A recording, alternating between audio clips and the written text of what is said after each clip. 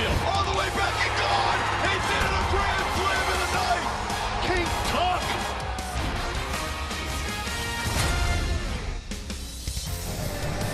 It is a beautiful Sunday afternoon in Detroit, Michigan, as today we welcome you to Comerica Park, the wrap-up of this three-game series. Astros playing a six-game road trip. They'll head to Boston after this one, trying to take 2 out of 3 against the Tigers, and in the process trying to catch up to the Mariners and the Rangers, who all won last night. In fact, everybody on that page right there won last night. Rays, Mariners, Rangers, Astros, Blue Jays, and Red Sox all victorious. So the Astros do not move at all in the wild card or division picture. Hi, everybody, and welcome. I'm Todd Callis alongside Jeff Blum. It was a nice bounce-back win for the Astros yesterday. What'd you think of those comments by Alex Bregman? They were actually kind of interesting. I know this is not a clubhouse that goes out there and panics. They know what they have in front of them, but it was interesting to have him say it out loud. These are must-win situations. And they must win, and they must continue to win in the final 30 games of the season. That's what's left after today. Yesterday, it was Hunter Brown, who was really outstanding. Yeah, it was a lot of fun to watch the Wayne State alum go out there and pitch in his backyard against the team he watched growing up. Did a great job, scattered 4 hits, gave up a couple of earned runs, but it was really the fastball for me that really took an aggressive approach with. We know that the Tigers have issues hitting the fastball. He was aggressive with it. He was able to rack up 9 strikeouts. Probably sharing some information with his oh my gosh.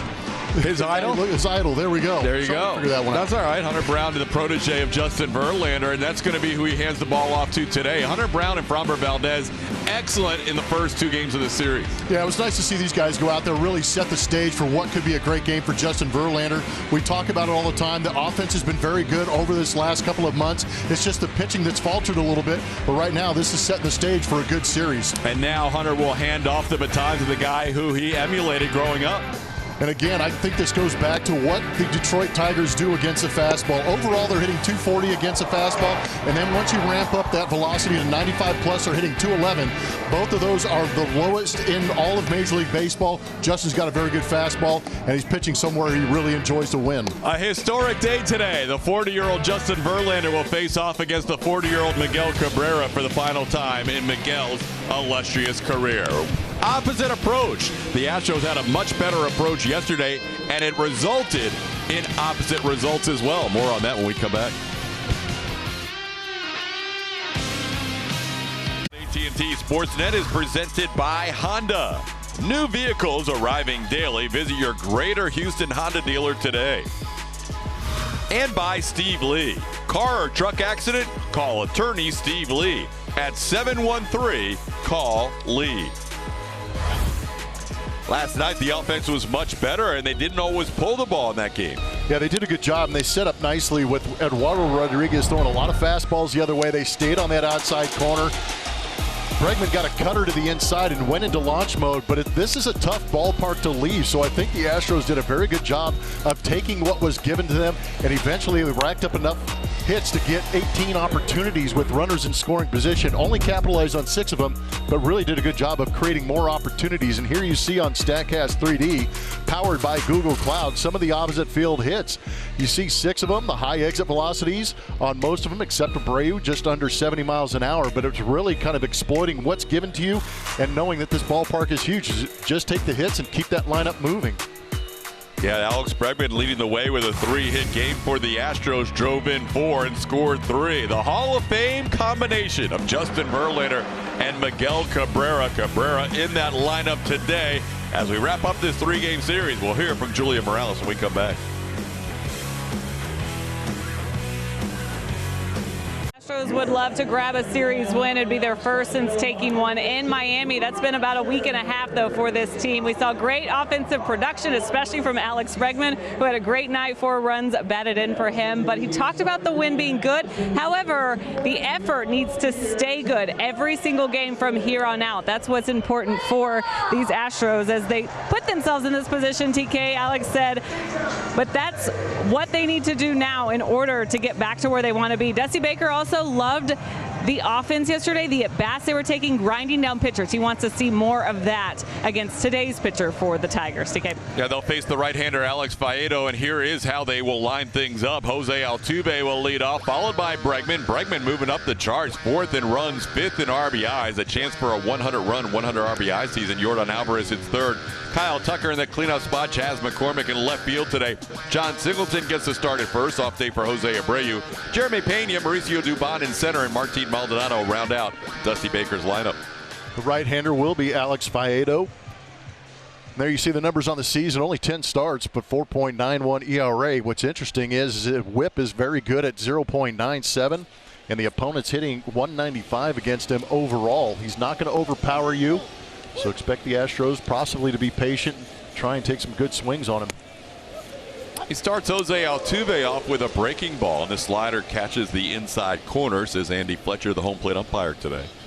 And we're underway on a gorgeous Sunday afternoon here in Detroit. Astros wrapping up this series against the Tigers, trying to split the season series, and they've also split the first 2 games of this 3-game weekend set. 71 degrees, beautiful day, sun-filled afternoon. As Jose Altuve, 3 for 8 in this series, down in the count 0-2, and takes a pitch low. It's 1-2.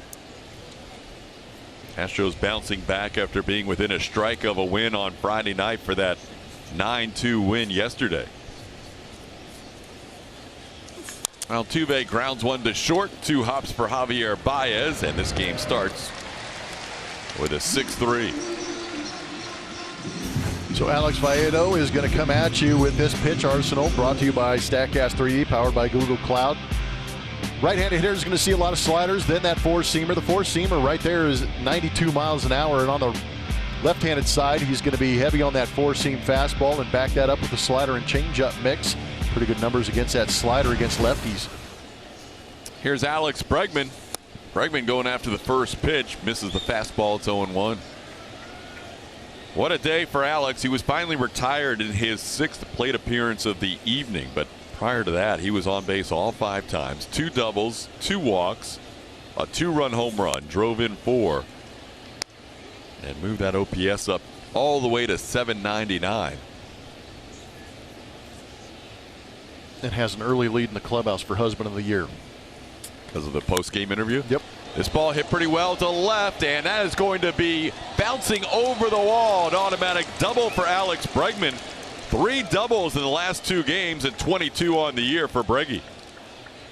Keep swinging it. Just making those adjustments, and they're starting to pay off big time. Seeing him go on a little bit of a heater. Mattress from Supermo is going to show you that pitch. That was a slider.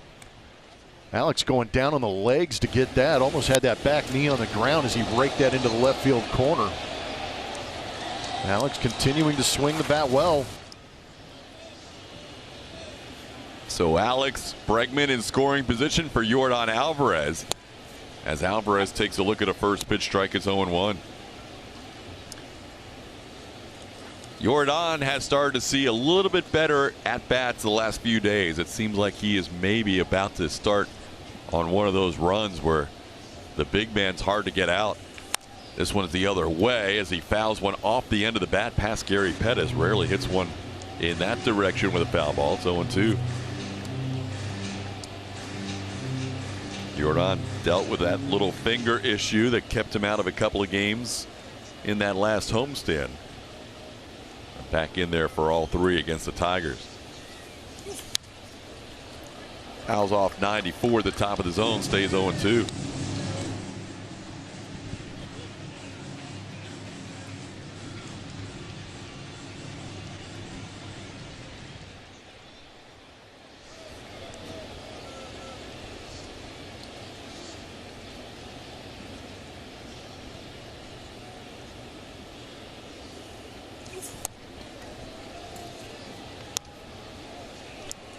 Alvarez's last home run came on August the 6th. 62 at bats since his last home run. That's the 3rd longest drought of his career. Hit one here on Friday night that went 417 feet, caught over the center field wall. This ball into left, playable for Riley Green. Green puts it away. Bregman has to stay at second. That's the second out of the inning.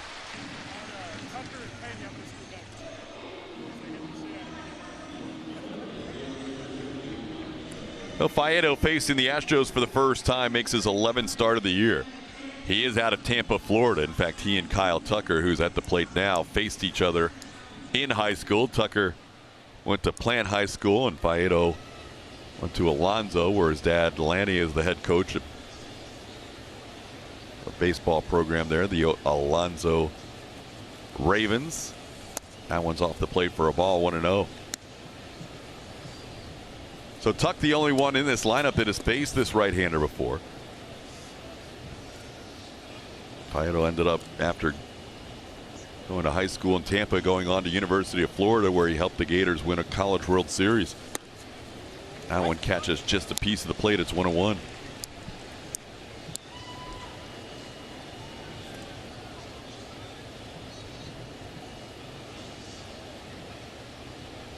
Alex Bregman in scoring position with a 1-out double. Tucker continues to lead the American League with 95 runs batted in. That one's up 2-1.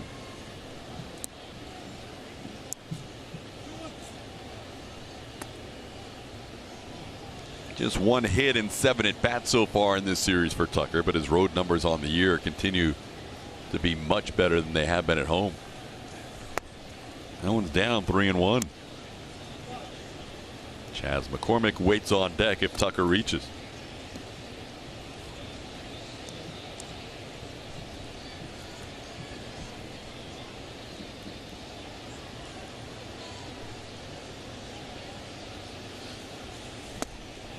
Low ball 4. That'll be a walk to Kyle Tucker. We'll put runners on first and second with 2 outs. Here's your Tigers defense today. Parker Meadows just in his first week at the big league level in center field. Javi Baez has the highest outs above average defensively for any of the Tigers. Tigers have had 5 errors so far in this series. Chaz goes after the first one and misses. It's 0-1.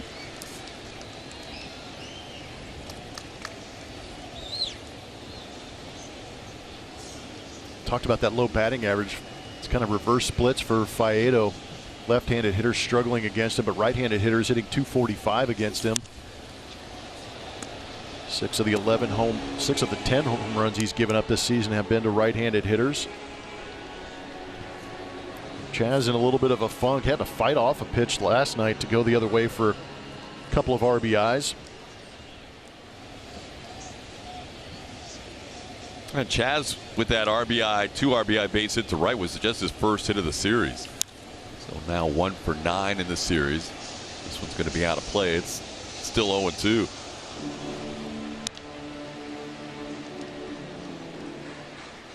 With those 2 RBIs, McCormick now up to 57 runs batted in on the year. Turned a 7-2 game into a 9-2 game last night. That was the final score. Actually, it was 8-2 at the time of his base hit. Abreu made it 9-2. Swing and a miss, and that will do it for the Astros as Faedo picks up his first strikeout. Double walk, 2 men left on base. We head to the bottom of the first. As you can see, the numbers split between the New York Mets and the Astros. Has a record of 9-6. 3.19 is that ERA. That bottom line very important as he goes for win number 100 against his old stomping grounds. So big day for Justin Verlander. Also has Miguel Cabrera in that lineup, TK. Getting a standing ovation from a lot of the crowd right now as he is recognized here at Comerica Park. Second time he has pitched here this year. As he said, opened up that season against the Tigers with the Mets, but always a special moment for him to pitch on this mound here in Detroit as Jose Altuve catches the pop-up off the bat of Andy Ibanez. Here is the Tigers lineup. You saw Ibanez leading off. Riley Green will bat second. Spencer Torkelson in the 3 spot. Kerry Carpenter will be in the cleanup position. Miguel Cabrera faces Verlander one last time. Parker Meadows hitting 6. Javier Baez, Zach McKinstry, and Jake Rogers round out your Tigers lineup. Here's Riley Green. Green hit a home run in the start for Verlander with the Mets back on May the 4th. One of the 2 solo home runs allowed that day. The only 2 runs scored by the Tigers in that start.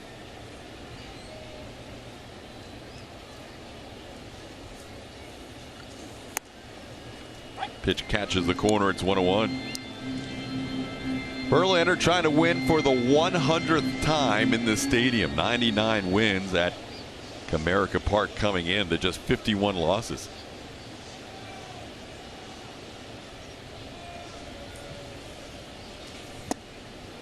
Went a little bit low, 2-1.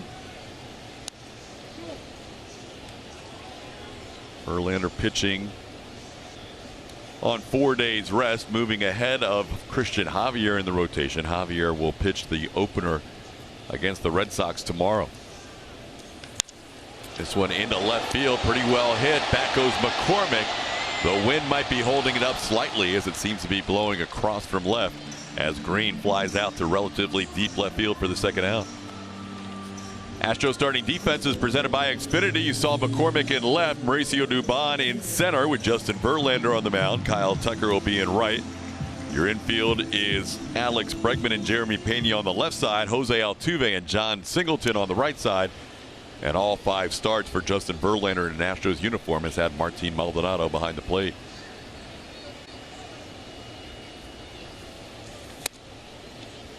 Battle of Tigers first round picks. Verlander and Alex Baedo, 13 years apart. Verlander second overall in the 04 season as he faces Spencer Torkelson. Pitch way up high. It's 1-1.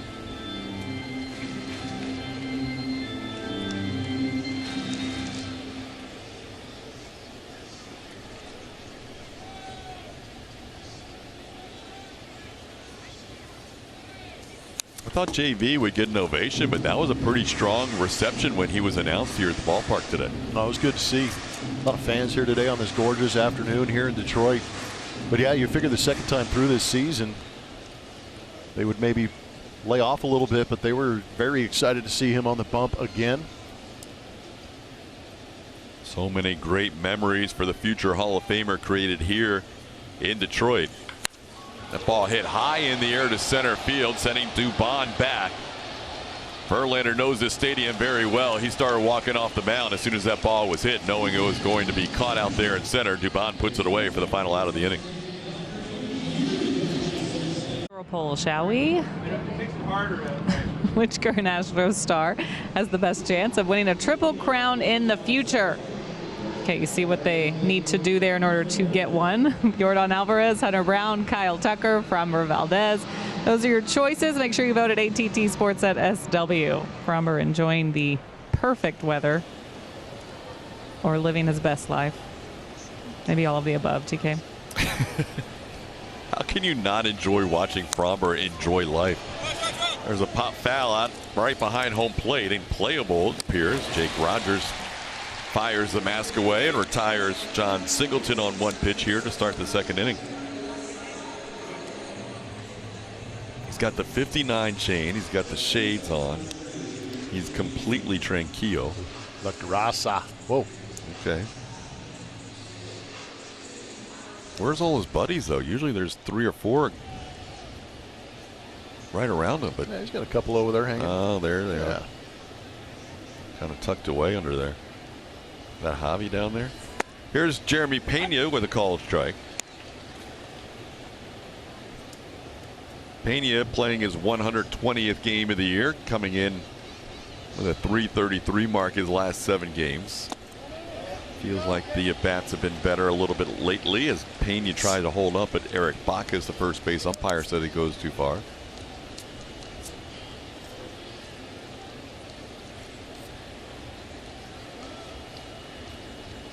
Yeah, this is a tough league. Jeremy knows that as well as anybody. The league continues to adjust as he's trying to work out kinks in that swing, but there's sometimes you just wish you could just get a fastball you could handle and put a good swing on it and lock it in. But he'll take that. There you go on an 0-2 pitch. Stayed on that. And he's going to go for second. He's going to challenge Riley Green. How about Jeremy Pena adding 90 feet to that single and ends up with a head-first slide for a 1-out double. That was beautiful all the way around. He chased that previous pitch on the check swing for the first strike, and then he got himself a slider on that outside corner that he was able to pull down that line. But hustling out of the box, Riley Green had a long way to go to get around this baseball, but Jeremy Pena showing some good athleticism and speed, never slowing down. Good hustle. Yeah, he kept his eye on Riley Green as he was getting to first base. Saw that the left-handed thrower was moving away from the bag. Decided to take a chance, and it paid off. That is double number 24 on the year for Pena, second only to Kyle Tucker on the team. Tuck with his 30th last night. Mauricio Dubon has 22 doubles of his own. He and Bregman are tied for third on the team. Dubon getting the start today. Came on in the game yesterday replacing Jose Altuve and had an infield hit in his only at bat. Ball in the air to center field. Parker Meadows with Jeremy Pena tagging will make the catch. Pena will get to third easily. That'll be out number 2 in the inning. The Bronx is back in Houston, packed Minute Maid Park when Aaron Judge and the Yankees take on Jose Altuve and the Houston Astros. Visit astros.com/SGT to get your tickets today. The Yankees will follow the Astros into Detroit. The Yankees will have a 4-game series coming up with the Tigers. They will not have an off day before that weekend series at Minute Maid Park. The Astros will play 3 against Boston and then have that off day Thursday before the Yankee series starts Friday. Here's Martin Maldonado, 2 outs, runner on third, taking a pitch down for a ball, 1-0. Only making his 95th start behind the plate this year.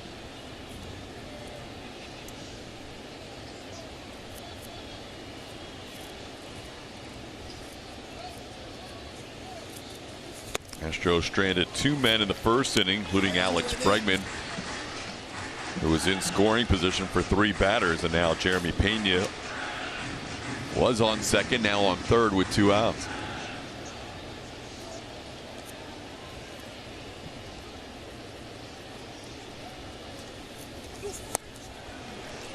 Counts 1-2 on Maldonado.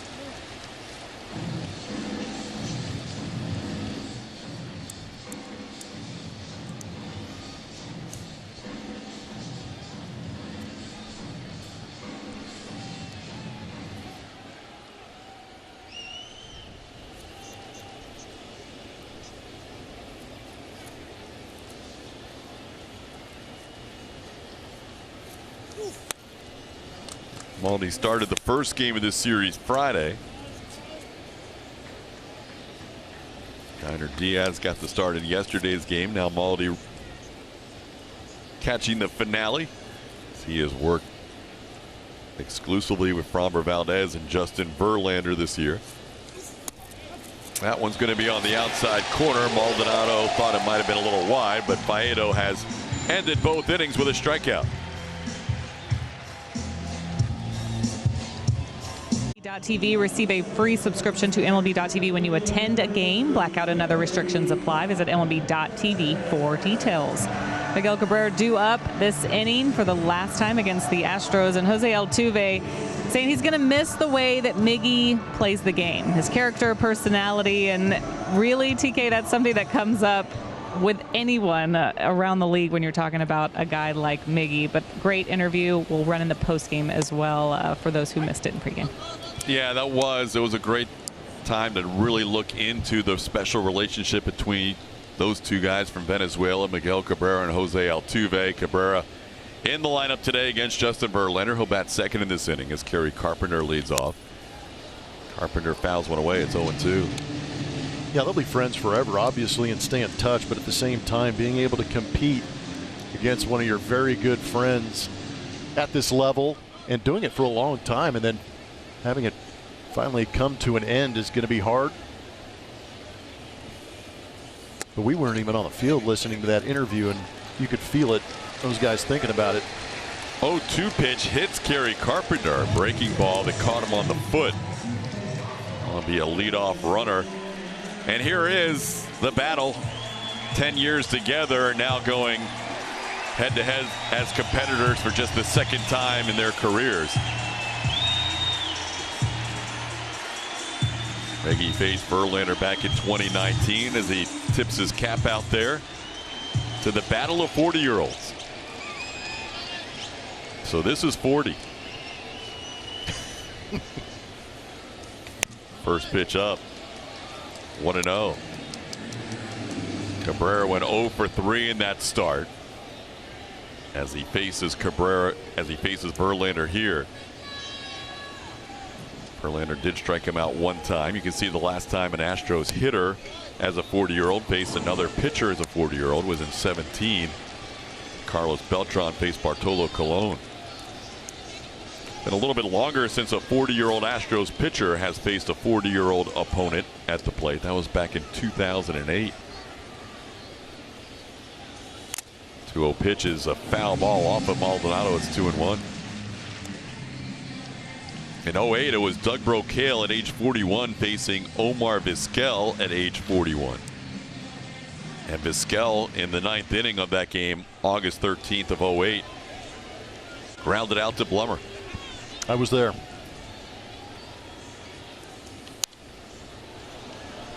So we're talking about. Shoot, I might have been 37, 38 myself at that time. But that's pretty incredible. Yeah, 15 years since an Astros 40-plus pitcher faced another hitter 40-plus. But these are two pretty good legacies going at it in this game too. Yeah, these are no doubt Hall of Famers. Yeah, first ballot Hall of Famers. These guys will be hanging out for quite a while. Obviously, Miguel will wait 5 years after this year and then go in on the first ballot, and we don't know how long Justin Verlander is going to pitch. And the future Hall of Famer matchup goes to Justin Verlander here as he picks up a called third strike. Miguel having a word with Andy Fletcher on his way back just to double check if he was sure about that strike call. Yeah, we'll check it out on our MD Anderson strike zone. That was a breaking ball that just spun back to the top part of the zone. Got that call. Have you ever heard a more conflicted crowd? Yeah, you're right. It was like, yeah, no, that's our guy. And they were like, boo. So Miggy strikes out looking in his first at bat. Here's Parker Meadows.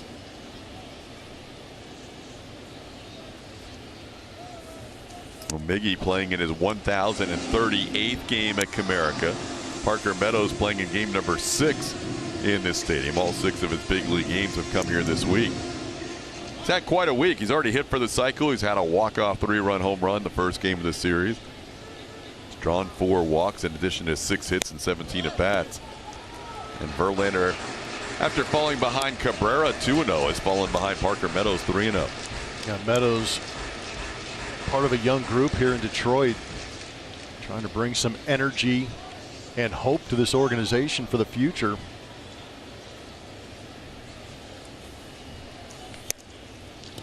There's a strike. I think Justin's trying to get a hold of that top part of the zone with that fastball against his team that doesn't hit the fastball all that well. He's just having a tough time getting that release point dialed in to be able to be consistent at the top part of the zone, because that's where some of those pitches are missing or above.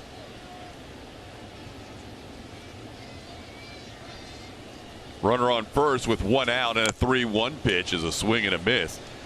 And now the count's full.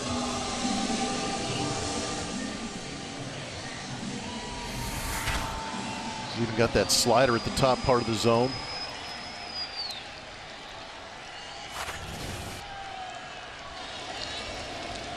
There goes the runner on a 3-2 pitch. It's fouled back. Tigers have been a little more aggressive in this series than we've seen the most of the season. They are last in the American League in stolen bases, but they have shown the propensity to run. Kerry Carpenter stole his first base of his career last night. Well, then you got the catcher Jake Rogers stealing a base in that opening game of this series. So yeah, the Detroit Tigers have picked on something. And now the throw down after a walk. Maldonado did not hear that call in time and threw the ball anyhow. So Carpenter was on the move on a 3-2 pitch, but Parker Meadows draws a walk. That will not be a stolen base.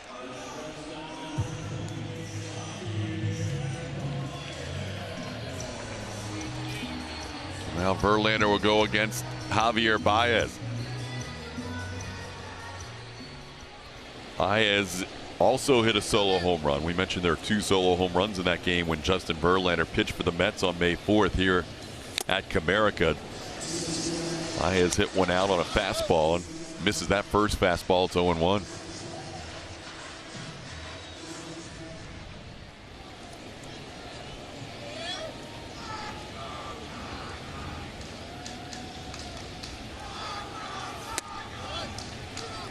Pitch up, it's 1-1.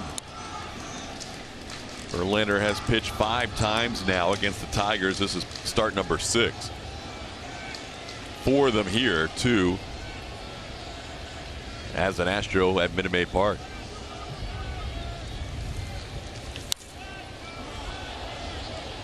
That one out of play. Justin gets ahead 1-2.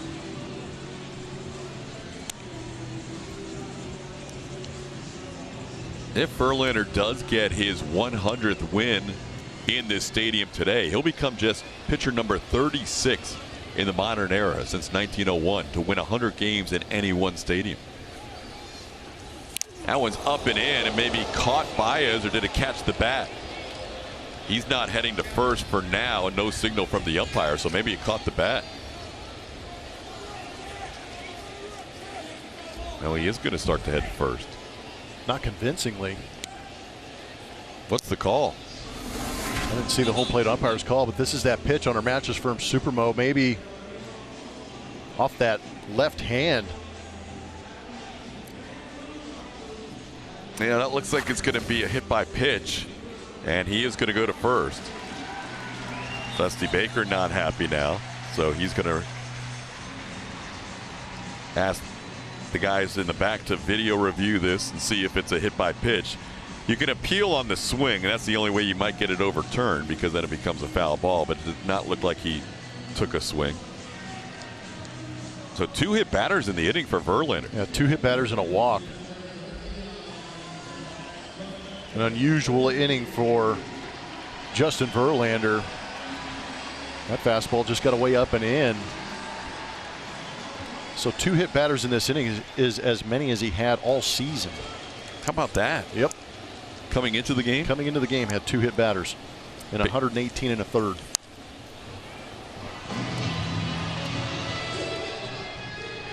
So here's Zach McKinstry batting with the bases loaded and 1 out.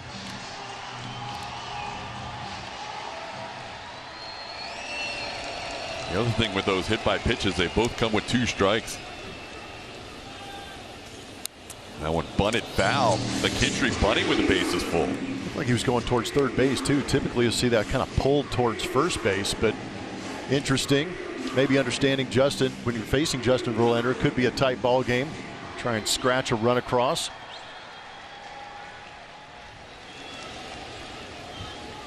Now Verlander ahead 0-2. Working out of the windup with the bases loaded. And a swing and a miss. JV needed it, and he found a way to get a strikeout. His second strikeout of the inning and the game.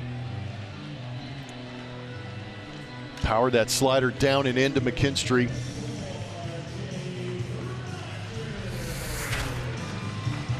And again, after that first pitch, fastball, and then the foul bunt put McKinstry in a tough spot, 0-2, but Verlander didn't waste any time going with that slider down and in.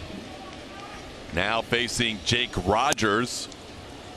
Rogers part of the trade, the Justin Verlander deal that brought JV to the Astros at the deadline of 2017.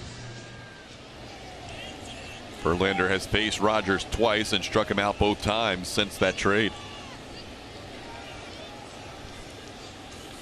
And he gets ahead of him here, 0-2.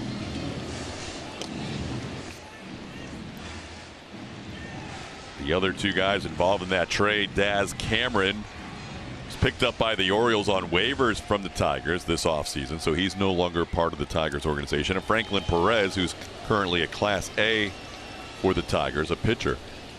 0-2 pitch to Rogers. Upstairs for a ball. It's 1-2.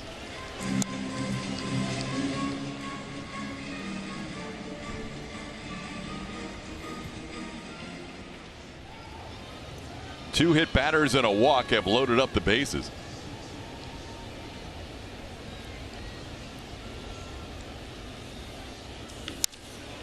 And that one's going to be down the right field side. Foul, long run. Tucker, can he get there? Not quite.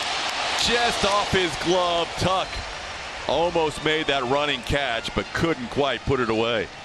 Tough play on the road. A lot of foul territory down both lines.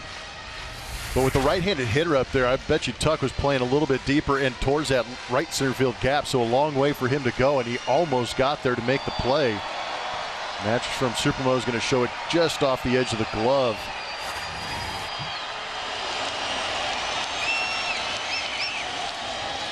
Got him. Justin Verlander, back-to-back strikeouts with the bases loaded, keeps the Tigers off the board. We're still scoreless. It was a great night for Alex Bregman last night. A couple walks to go with his 4 runs driven in, the 21st home run of the season. He said he's cleaned things up. His mechanics swing not all the way there, but still pretty good. He did note a swing about 10 games ago in Miami. That's exactly what he's looking for, and you see the numbers since then. The 375, the slugging very good with the 3 home runs and 11 runs batted in. Numbers for the season, not where he wants them to be, but he's working on getting them up with days like yesterday. Our HEB, no player does more. Alex Bregman will hit second in this inning. Jose Altuve will lead things off against Alex Baedo. A little discussion at home plate between Andy Fletcher and Jake Rogers before the inning starts. And here comes A.J. Hinch to join the discussion. Not sure exactly what's going on here. Rogers struck out swinging to end the inning. The only thing I can imagine in between innings is you have to throw that ball down to second base by 30 seconds. And I didn't see the clock when the throw went down. But obviously AJ in there to get a little more clarification and protect his catcher. AJ was ejected from the game Friday by Laz Diaz, the crew chief, who comes in and joins the conversation. Laz gets there right in time for AJ to leave. Or the other way around. Yeah. Good point. So AJ has had whatever say he's wanted, but yeah, we're going to get a timer violation on the pitcher. Yep. Or technically the catcher, who did not throw the ball down in time. So it's going to be a 1-0 count to Jose Altuve. Yeah, that's just an assumption on me in between innings. It's just kind of the timing of it. That's something we had to learn throughout the course of the first month of the season. So now it's wide, and Altuve, 1 pitch in, has a 2-0 count. Jose grounded out to short his first time up. Now 3 for 9 in this series. Last night scoring 3 runs. That one's up. It's 3-0. Here it is, that clock on the right-hand side. You've got to throw it down before that 30 mark. And that's, you can see the umpire tapping his wrist. And then Rogers had a discussion for Andy Fletcher after that. It ends up being a 4-pitch walk with that timer violation plus 3 out of the zone. So how about a little bit of a spray chart for Alex Bregman the last couple of games. Doing a good job of taking what's given to him, showing some power to that right center field gap and down that right field line. Then a couple of balls pulled for extra base hits. That's what you like to see. 3 doubles and a home run for Alex, getting that swing locked in. All extra base hits here the last couple of games. Bregman now up to 22 doubles to go along with 21 home runs. Bats here with Altuve on first base. Alex sends this one pretty well to right field, but playable. Kerry Carpenter will make the catch in right center. Altuve retreats to first, 1 away. Hit that ball well. Just too much time for the right fielder Carpenter to get under it. You know, going back to that the pitch clock violation, Rogers made the last out. Usually there's a little more leeway and leniency, allowing some extra time for that catcher to get their gear on and get back behind home plate. I wonder if that's what Rogers was arguing. Here's Yordan Alvarez. Yordan goes after the first pitch and pops it up. Who wants it? The shortstop Javier Baez takes charge and makes the catch for out number 2. Could have been in a troublesome spot, but Baez took control. No, it's a good thing he did. Everybody playing deep when Yordan's up there.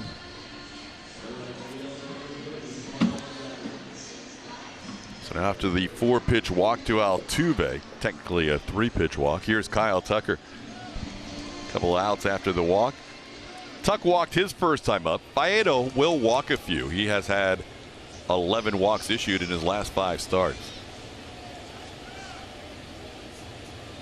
Plummer mentioned that batting average against, though, of just 195. That's the second lowest of any pitcher with 50 innings or more, behind only Shohei Ohtani's 184 batting average against. Ohtani's number is going to stay there, obviously, for the rest of the year after the torn UCL.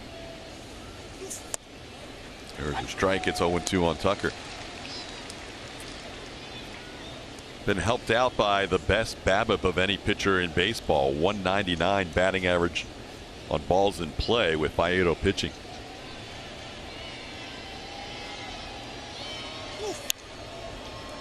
Tucker fouls one away. It stays 0-2.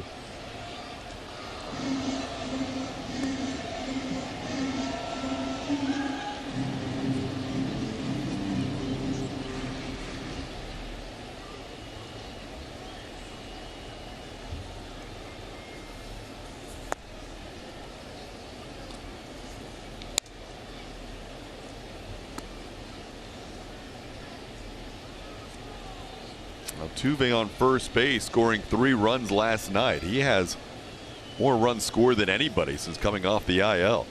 25 runs scored.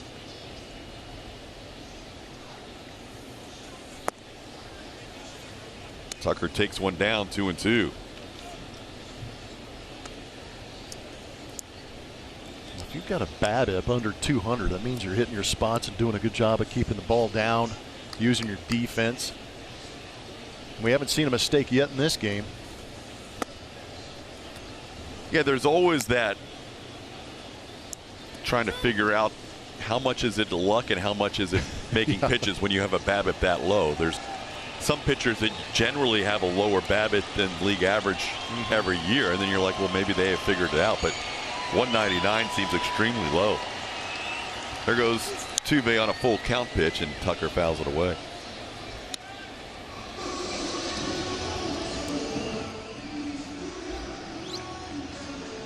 Hopefully you had a chance to see that Jose Altuve and Miguel Cabrera interview with Julia before the game. If not, it'll be played in the post-game show as well.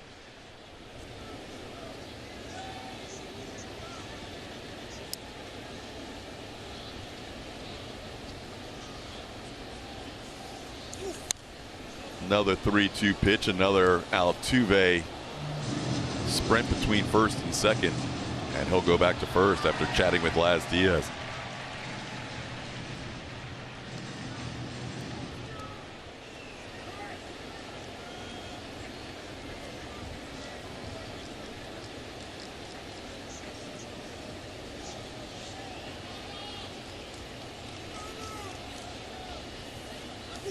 Tucker hits one high to right field, got a chance, and gone! 2-run home run!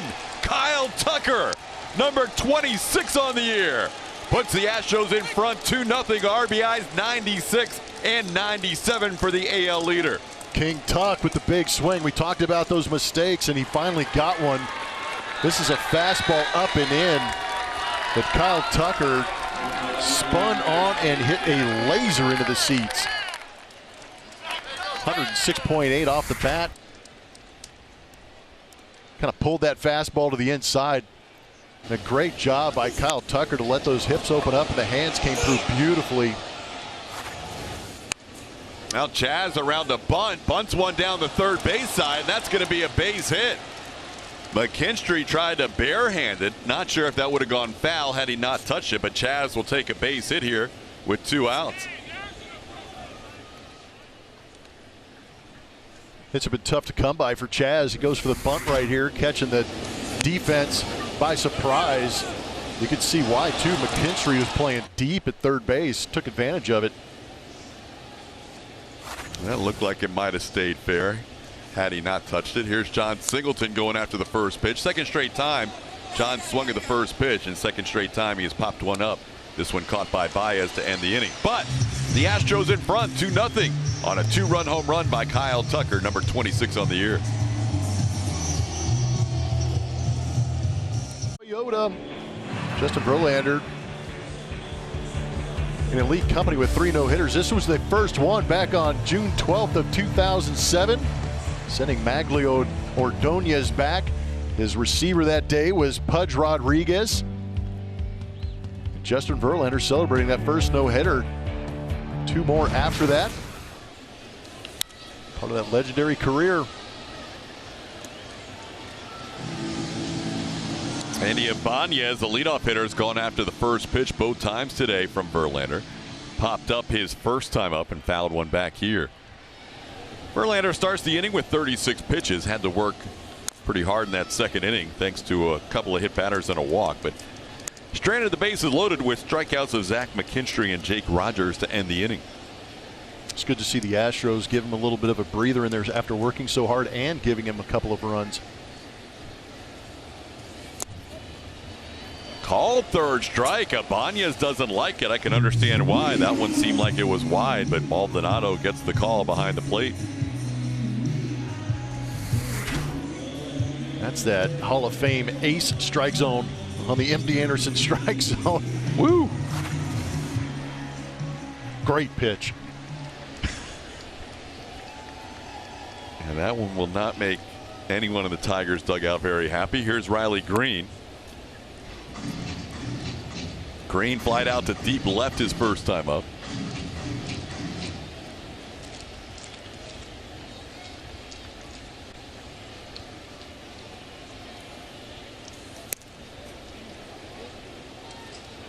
Riley now 22 years of age.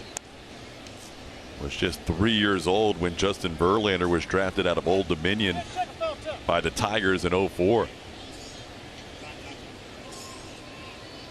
Green's going to take his time out. Here's the 40-year-old veteran, waits for the young outfielder to get back in there. It's 2-0. That one looped into left field. It's going to find its way down for a base hit. Not hit hard by Riley Green, but he'll be a 1-out base runner, first hit of the game for the Tigers. Commemorate the 2022 World Series with a customized brick. The World Champions Brick Program is on sale now. Personalize your brick today at astros.com/bricks and cement your legacy at Minute Maid Park.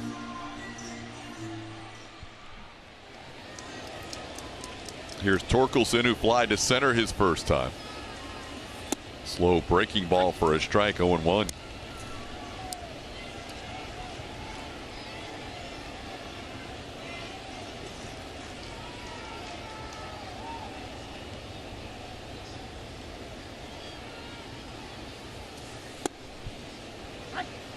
So many different cool combinations with Verlander pitching against the Tigers, and in Tigers history, these are 2 of the highest picks ever. You've got the number 2 pick of the '04 draft in Verlander going against the number 1 overall pick in the 2020 draft, Torkelson. He takes a check swing there on a pitch away. It's 1-2. 16 years apart, but 2 of the highest picks ever in Tigers history.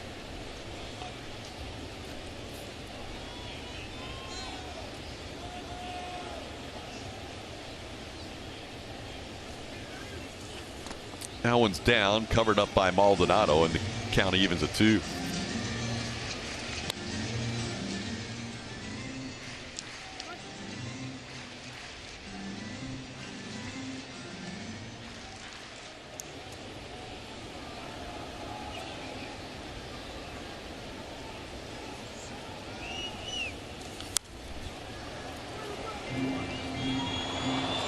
The only other pick that Tigers have had with a first or second overall. We saw one of those guys yesterday trying to come back from injury, Casey Mize, who was selected first overall in the '18 draft.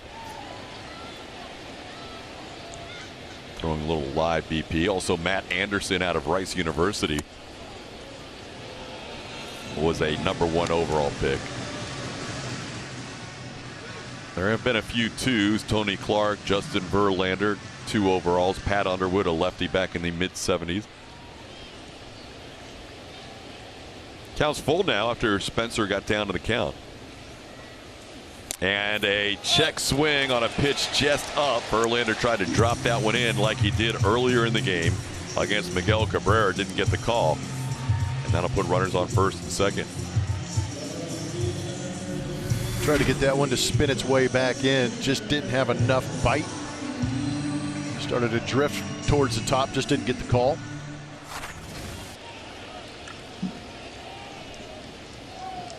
So now Kerry Carpenter, who was hit by a pitch on an 0-2 pitch, goes after the first one and pops a foul. John Singleton has the play. Stays with it. And there's 2 away. Kind of a tough sky today without many clouds up there. And wind seems to be moving that baseball a little bit too. Seems like it, right? Yeah, the flag out in center field is moving, but at the top of the scoreboard, the flags aren't going anywhere. Kind of interesting. But you're right, that high sky, nice bright day, makes it a little bit tougher. Here we go, round 2. Hall of Famer versus Hall of Famer.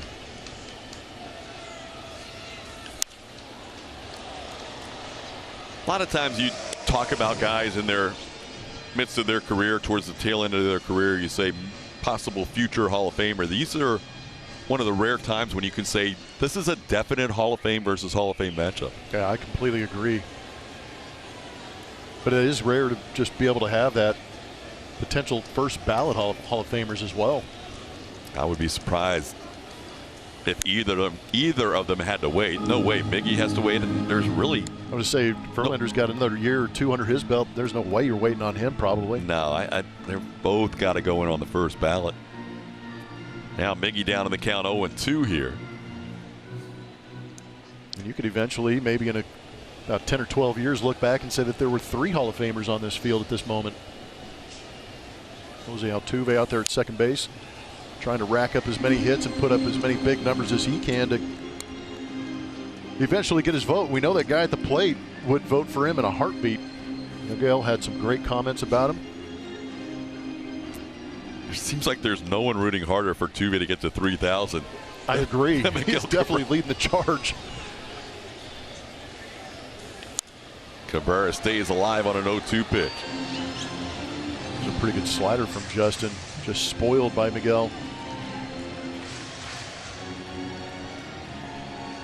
10 years together, they won MVPs in 3 consecutive seasons. Verlander in 11, Cabrera in 12 and 13. Now facing each other for just the second time in their big league careers, first time since 2019.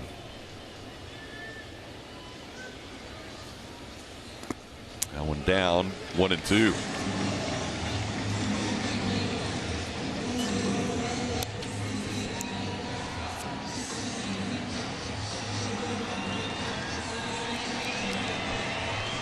So the pitch count a little higher than Justin would like it. Had to throw a lot of pitches in that second inning. Now up to 55 pitches as we play here in the third. Ground ball slowly hit. Bregman will take it to the bag, and that will do it for the Tigers. Cabrera bounces into a fielder's choice to end the inning. And the Tigers leave 2 here in the third. Astros 2, Detroit nothing. First 2-run home run, Tuck up to 97 runs batted in on the year. Jeremy Pena will lead things off against the right-hander Alex Faedo, 27-year-old, facing the Astros for the first time. Pena checking with Andy Fletcher. Fletcher trying to get Pena in the batter's box, and we might get a batter timer violation. I think he called timeout on the way up. Okay. He avoided the 0-1 count by using his timeout before he even stepped into the batter's box. Clock is really intense here in Detroit. I think you're right. We haven't noticed it the first couple days, but today Andy Fletcher's moving along. Hey, Pena's like, no worries. First pitch I see, I'll send it to center field. How about Jeremy Pena 2 for 2? Well, he got that fastball he's been looking for, and he didn't miss it. That's what you were talking about, his Beautiful. first at bat. Time now for a word from Taquerias Hernandez. I am Jeremy Pena of the Houston Astros, and my favorite food is at Taquerias Hernandez.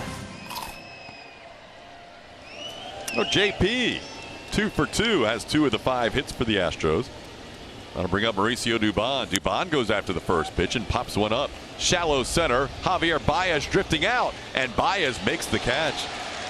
He made it look easy, but that was a tough play as he fought the sun and the wind. 1 away.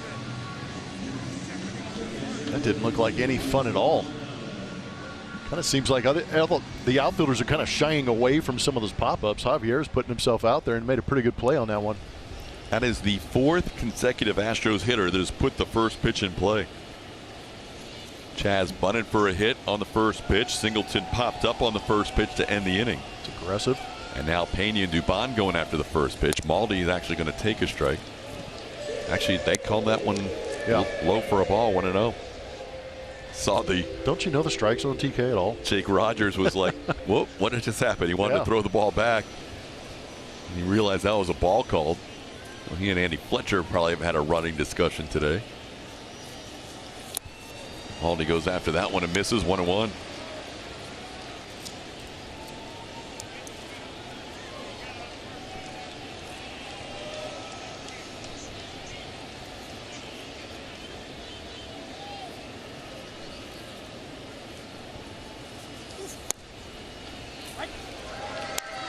Faedo so far has walked a couple. He's also struck out a couple. Got McCormick swinging to end the first. Maldonado looking to end the second.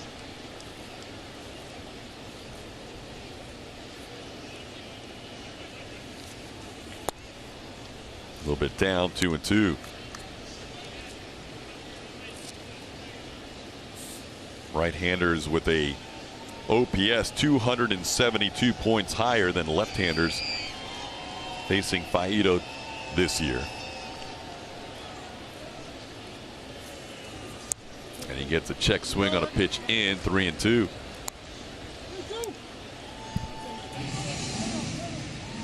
Maldonado's going to use his timeout here. Jeremy Pena having a talk with Omar Lopez. We'll see if JP is off.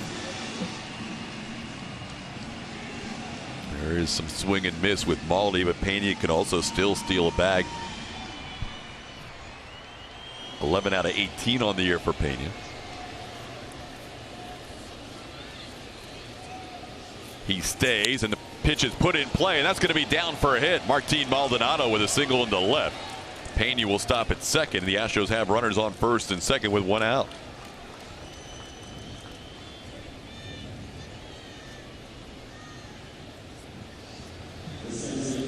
Couple of singles in the inning, and now Jose Altuve will bat with 1 out.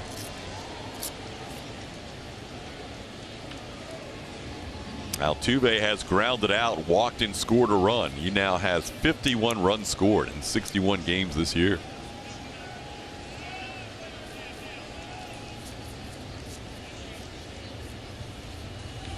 He goes after the first pitch and pops a foul towards the dugout. It's going to be a close play, and making the play on the top rail is Spencer Torkelson, just reaching in to retire Altuve. That's a nice play. That's not easy at all when you got that far to run. Fortunately, playing in that double play depth, got a good jump on it. But again, once you get on that track and you can feel that fence getting towards you, you can see Torkelson start to drift a little bit, but able to reach out and snag that one before it fell into the dugout. Just a little bit of a snow cone there too at the end of the play. So now Alex Bregman bats with 2 on. He takes a strike. Bregman a double and a fly out to right.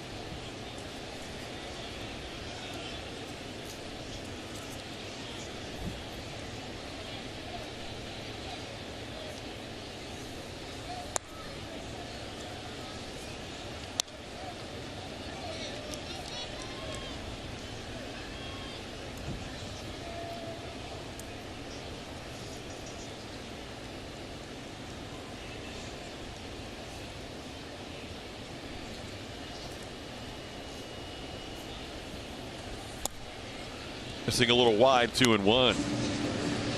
Faedo with strikes 2/3 of the time today. 40 strikes out of 60, now 61 pitches. Yeah, that fastball's been all over the strike zone. 23 of 30 fastballs have been in the zone. There's another one. 2-2 the count. And it's basically just been that fastball slider. He's throwing 30 fastballs, 24 sliders, 6 changeups.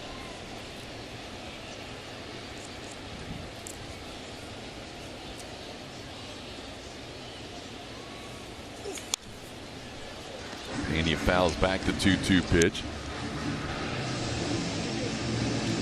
Excuse me, Bregman fouls back the 2-2 pitch. Pena dancing off second prior to the pitch.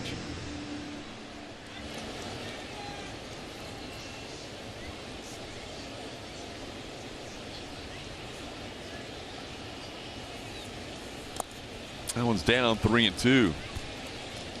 Trying to change up there. There are two counts where Faedo against righties really goes to the slider a lot. He goes to it a lot in an 0-2 count, and then he goes to it a lot in a 3-2 count. He'll face right-hand hitters in a 3-2 count and throw that slider 68% of the time. Instead, he goes fastball up. That'll be ball 4. So the Astros have loaded the bases for Yordan Alvarez, who was thoroughly annoyed with himself last time, missed a pitch and popped it up. But he's got a chance here to do some serious damage with the bases loaded. It'll draw a visit from the pitching coach Mike Fetter as Yordan will bat with the bases full here. Excuse me, Chris Fetter, the pitching coach, going out there to talk. Yordan with great numbers with the bases loaded. Not only this year, but in his career, he did have a bases loaded situation earlier in the series and could not come through. But that puts him for the season now at 7 for 15 with 20 runs batted in with the bases full. Yeah, but you can't continue to play with fire. Know that this stretch for Yordan has been tough for him as he's trying to find that basically a swing slot that he had earlier in the year. The end of the bat just kind of casting away from his body a little bit and coming around some of these pitches. Yordan usually looks at video in between at bats, especially when he DHs. Trying to figure out an 0 for 2 so far today. Now it takes one for a ball. There you see his career numbers with the base loaded. 415. 467 this year.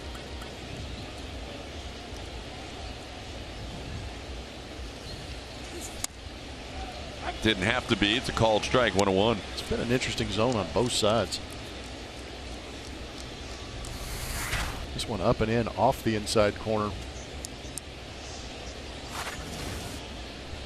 Astros have 9 grand slams this year. Yordan had the first 2 of the season, April 8th and May 22nd. Hasn't had any since. This might be the pitch right here. I don't think Faedo wants to fall behind 3-1, so he's going to try and make a pitch in the zone here. Changeup, that was nasty. One of his best pitches of the day. Really was. Turned that ball over nicely. Watch how that arm kind of rotates to create that spin going away, and that grip takes a lot of that velocity off of it. That's wide, 3-2. So here we go. Bases loaded, 2 outs. Everybody will be off.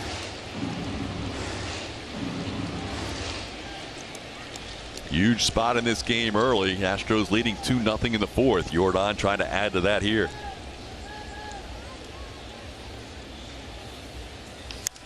He hits one high in the air, slicing away from Riley Green in foul territory, and it's going to end up in the stands. A pretty good changeup. It was just a little bit elevated so that Yordan could get to it. There is nobody that punishes changeups more than Yordan Alvarez in this league. That's why the location and movement is paramount for Faedo if he's going to throw that changeup again, because if it leaks back over the plate, Yordan can get a hold of it. Grounds this one foul. Interesting battle. Yeah, a couple of pitches soft away, and then that fastball trying to rush it in and tie up Yordan. Shows some quick hands right there. So he'll see an 8th pitch here from Faedo. Pena off of 3rd, Maldonado off of 2nd, and Bregman off of 1st.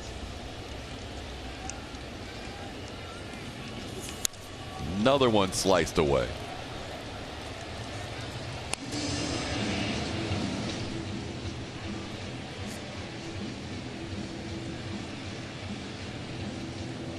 Two hits and a walk in the inning have loaded up the bases, and Yordan now will see a 9th pitch in this at bat.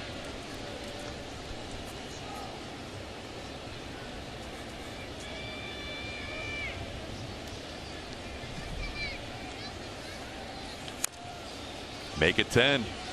That was that hittable changeup. Stayed in the center of the plate, just down. Pretty good battle going on. One of the rare times Jordan actually steps out of the batter's box just to regroup after seeing 9 pitches. Wasn't for very long, though.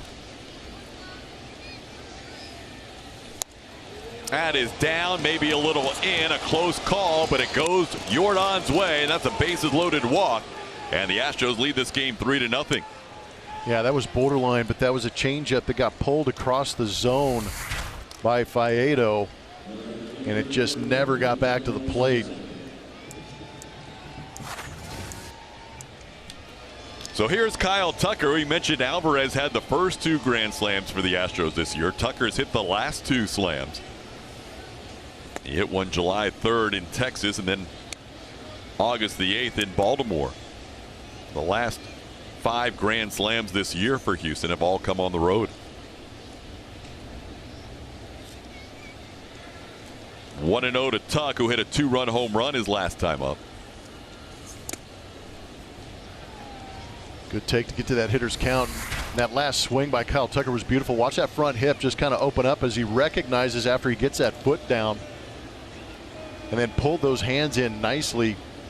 But his bat path has been as pure as it gets here this entire season, it feels like. Just kind of drops the hands and that barrel into the zone and then just pulls it across.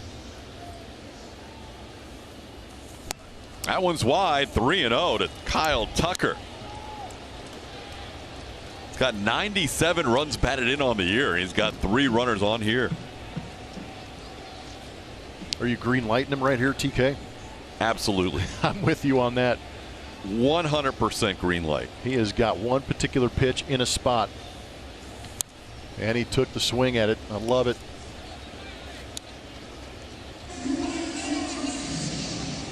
And when you've got a guy that drives in runs better than anybody else in the league, then you got a pitcher on the ropes that has to throw that fastball. Go for it.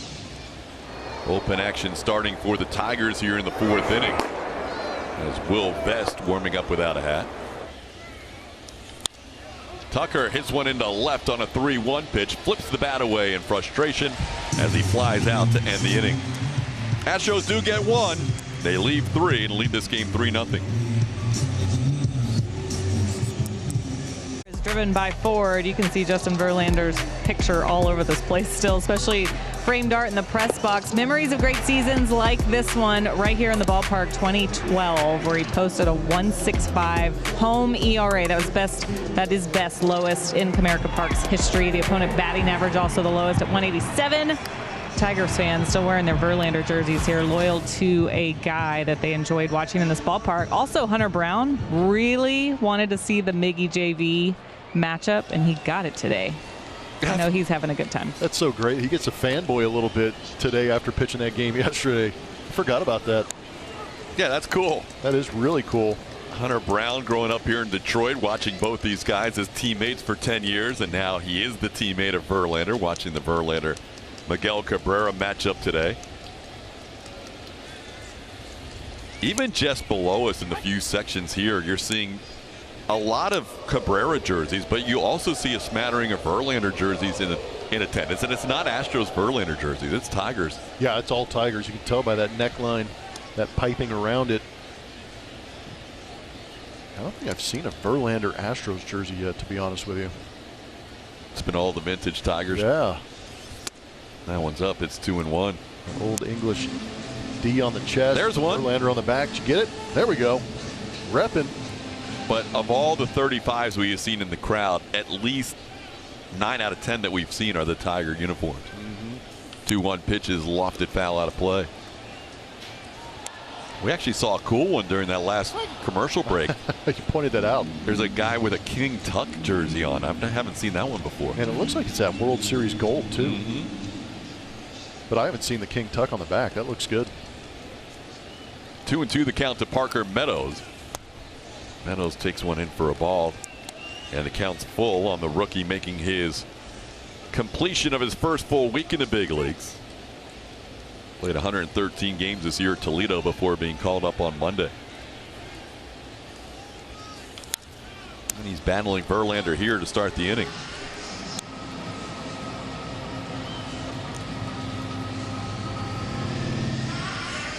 Verlander started the inning with 56 pitches through 3. Now throwing a 7th pitch in this at bat to Parker Meadows. Swing and a miss. Justin picks up another strikeout. That's 5 for JV. And 1 out in the 4th. So, Blummer, we mentioned that Verlander's trying to become pitcher number 36 all time to have 100 or more wins in a single stadium. That goes all the way back to 1901. And of the active pitchers, there are only 2 others who have accomplished that feat. Strong 3-man rotation right there with Kershaw, Wainwright. Of course, Kershaw and Wainwright spending their entire careers with one team.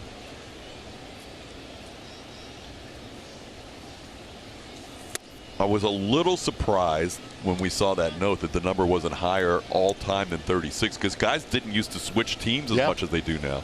It's true. That back in the day, especially in 4-man rotations, that there weren't more than 36 pitchers ever with 100 wins in one particular building. But Justin Verlander, who has a lot of things that have been rarely done in Major League history, trying to accomplish another one today. How about that? Comerica Park all-time numbers. He's got a pretty nice lead on his former teammate Max Scherzer. Yeah, you can pretty much write that one in stone. 2-1 the count to Baez. In the air, center field. Dubon doesn't have to move too far. And that's the 2nd out. One of the rarest of all the accomplishments for Verlander is that he is one of 2 all time, along with the left-hander Hall of Famer from the Los Angeles Dodgers, Sandy Koufax. One of 2 all time with 3 or more no-hitters, 3 or more Cy Young awards. When you're one of 2 in MLB history, that's a first ballot Hall of Famer. Here's Zach McKinstry. McKinstry misses the fastball 0-1.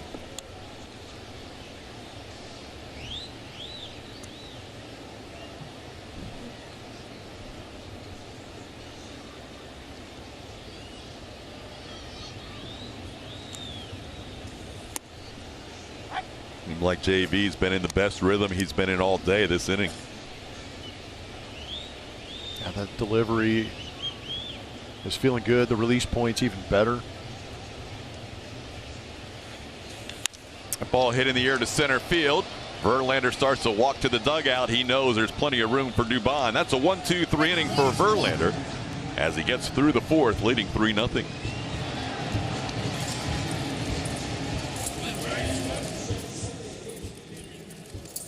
Save a lot. And by Toyota. Visit your local Toyota dealer today. Toyota, let's go places. 5th inning baseball. Chas McCormick takes a breaking ball for a strike. Chas has struck out and also bunted for a base hit. 1 for 2. It'll be Chas, John Singleton, and Jeremy Pena. Alex Faedo, who had to really work in the last inning, left the bases loaded, has stranded 7 runners in the first 4 innings. The Astros have had their chances and still lead 3-0. McCormick hangs in there down 0-2. Fouls one away.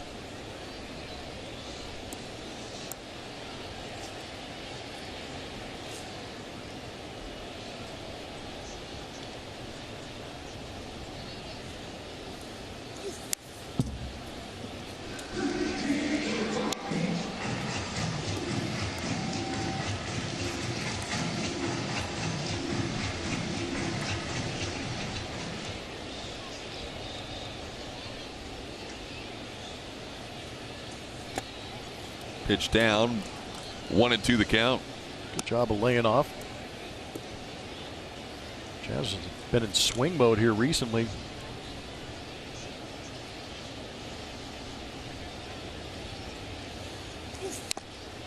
Stays alive, just getting a piece. Maybe caught the catcher Jake Rogers. Stays 1-2.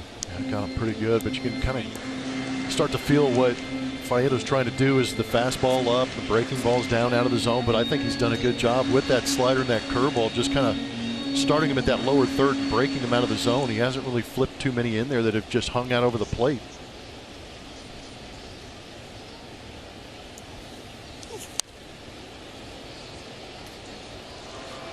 Faedo generally will not go 100 pitches in a start, so this will probably be his final inning. Tigers do have their bullpen going again in the 5th, as they did in the 4th. And a lot of leverage pitches in that last inning, too. On the ground towards third, bobbled and recovered by McKinstry. High throw, and Torkelson comes down on the bag. McCormick grounds out to start the 5th. Going to bring up John Singleton. We've seen 3 different third basemen, maybe even 4 different third basemen in this series. It's been an adventure over there. And we saw Zach Short make a couple of errors there Friday. Matt Fearling got the start there yesterday, and Zach McKinstry getting the start today. First pitch taken by John Singleton today. He has popped up a couple of times on the first pitch.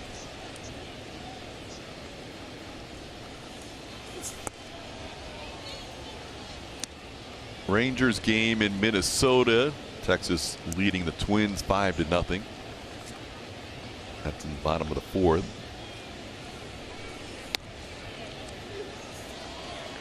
Jonah Heim has a grand slam in that game. Rangers and the Mariners started the day 1 game ahead of the Astros in the AL West.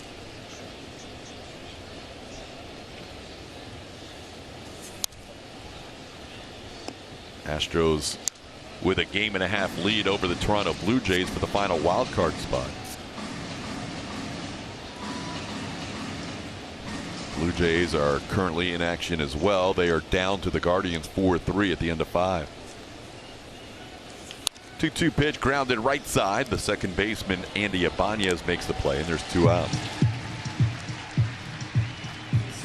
Been a good start to the day for Jeremy Pena. Swing coming around a little bit, got around this slider, pulled it into left. This is a hustle double, beating the arm of Riley Green, and then he finally gets the fastball he wants, and he put a beautiful swing on it, hitting it directly right back where it came from. So a couple of good swings on the day for Jeremy Pena, looking to finish his season strong and get on a little bit of a roll towards the end of this. And that's what he did last year. Right around this time, he got hot, and that lasted all the way through the playoffs. Jeremy with a 1-0 count. Slowly hit towards short, charging. That took a weird bounce on Baez. The throw picked, but not in time. Pena has his 3rd hit of the day. An infield hit with 2 outs. Those legs picking up that base hit. It was almost as if that ground ball backed up on Javier Baez. You'll see it right here. He trying to get around this and get his momentum going towards first, but it took that hop and kind of backed up. He had to make that adjustment mid-stride and still almost got Jeremy with a good pick from Torkelson. We mentioned it's not likely to see 100 pitches from Faedo today, so with 95 after that infield hit, the right-hander is going to leave the game. We'll have a pitching change, 1 on, 2 outs. Pena with 3 hits today.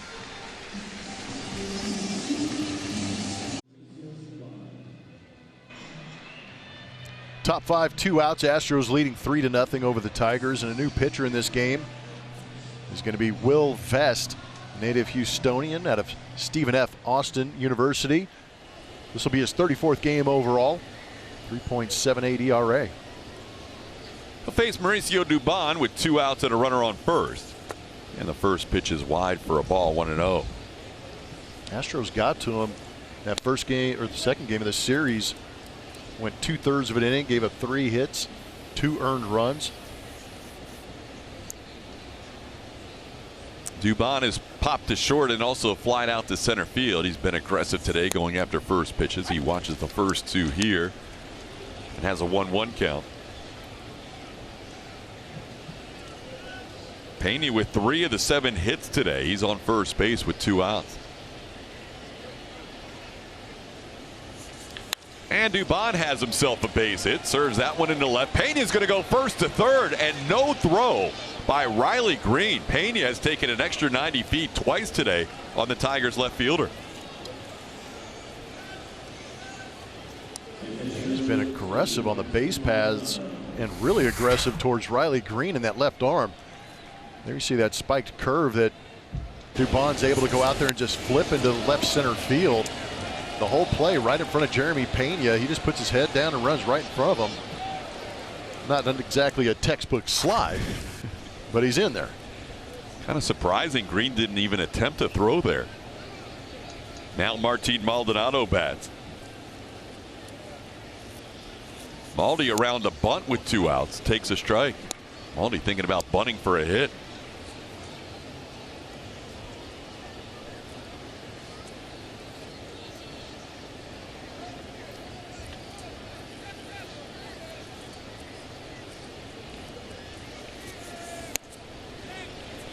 Waves that fastball up and in. It's 0-2. Astros have had a lot of base runners. They have stranded a runner in every inning and have left 7 on so far through 4. Trying to cash in here with a 2-out rally. There goes Dubon. It was a late start. Doesn't matter. That's strike 3 called. And that'll end the inning for the Astros. 2 hits, 2 more left on. 9 stranded through 5, but Houston still leads 3-0. Astros Foundation charity game takes place on September 12th. Charity game bags include signed memorabilia, tickets to Astros games, and exclusive merchandise. Visit the online auction beginning September 5th for a once-in-a-lifetime opportunity and merchandise. Visit astros.com/charity game for more details. Here we go. Bottom half of the 5th inning. Justin Verlander back on the mound, working with a 3-0 lead, facing Jake Rogers. Rogers swings the first pitch and pops a foul, giving it a look. Maldonado loses the pitch calm, and it's out of play.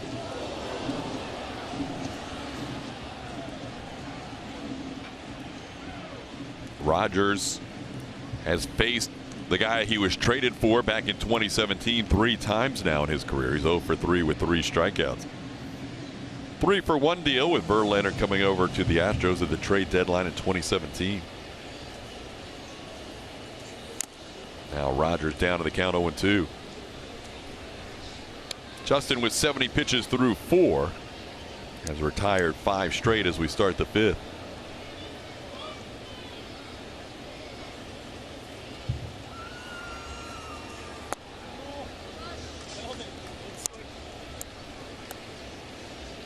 Verlander making career start number 503.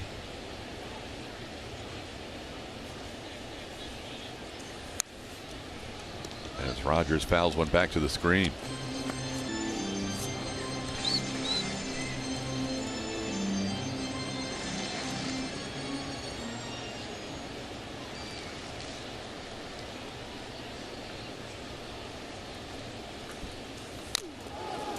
That's a hit batter, 3rd hit batter of the game for Justin Verlander. Verlander has hit a batter 3 times today with 2 strikes on the hitter. He got Carpenter and Baez in the 2nd and now gets Rogers with 2 strikes in the 5th. Yeah, those don't hurt the hitters. They hurt the pitcher. Justin working hard to get to those 2 strike counts, and 3 of them gone by the wayside after clipping that elbow guard. Let's go back to April 12th of 08 when Verlander hit 2 batters in an inning prior to today. Did that against the White Sox back in 08. Today hit 2 hitters in the 2nd, ended up straining the bases loaded in that inning. It's been one of those weird days for Verlander. Just 1 hit allowed, but 2 walks and now 3 hit by pitches.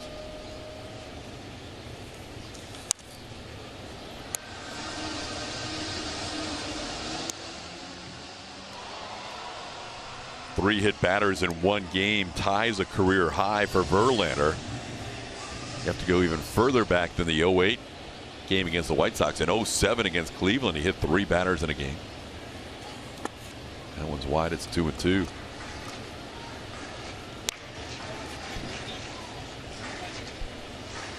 So he came in with 2 hit batters on the year, right? Yep.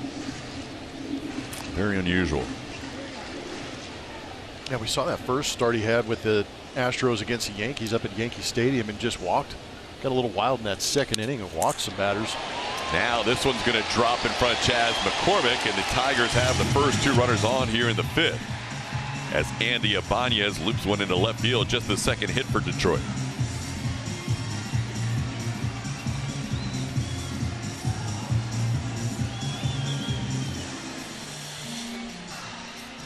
Well, Maldonado will be out to talk with Verlander here, as Riley Green will be the batter with 2 on and nobody out.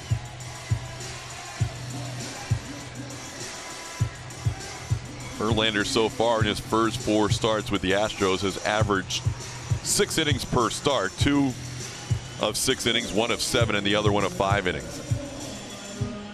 Now a message from TXU Energy.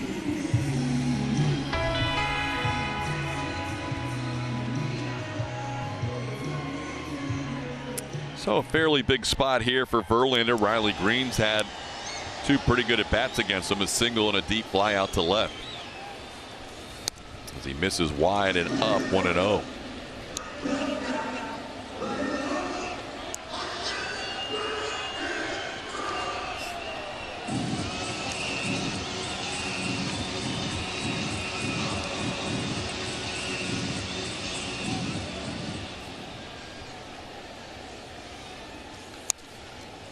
That one fouled back. It's 1-1.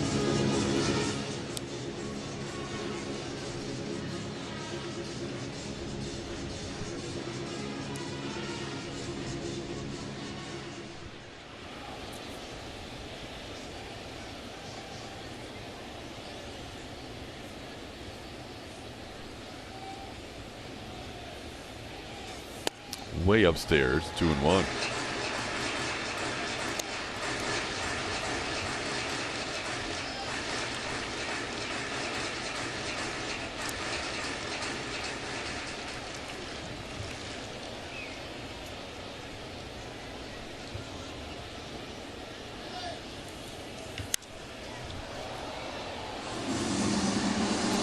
Green hit that home run against Verlander May 4th. First home run allowed by JV this year.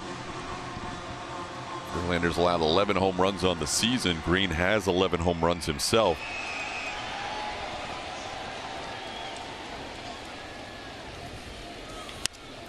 That one loop foul. That'll be out of play. It stays 2-2. All of his misses on the fastball except 1 have been above the zone. He's only had 1 to the inside corner on a right-handed hitter, but all the other fastballs that have been balls have been up.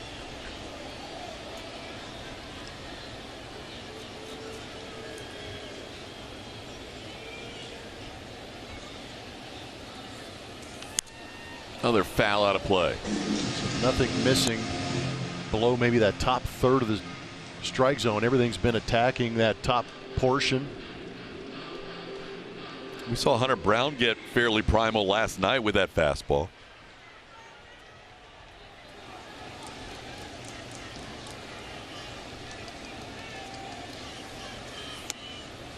Tigers as a team do not have a very good team batting average, and it's especially low against the fastball. Yeah, overall 240 against that fastball. You start to add velocity to it at 95 plus, it drops to 211. Full count, nobody out, 2 on. Swing and a miss. Big strikeout, Verlander. Good battle between Verlander and Riley Green, won by the veteran over the 22-year-old. It was a wonderful slider down and in. Ideal location when he had to have it, too, for Justin. It's a good combination with those fastballs being fouled away up top, and then the slider down and in for the strikeout. This one's popped up. John Singleton will back up a few steps in foul territory, and he can't quite make the play. Singleton in full gallop couldn't get down that right field line without the ball landing in foul territory. There's been a couple of fouls down there that have been unable to be made. Yeah, it's a little bit of the Bermuda Triangle out there. Tough spot to cover. John having to run and keep track of it over his shoulder, unable to stay with it and make the play. Tough play, just a step behind it.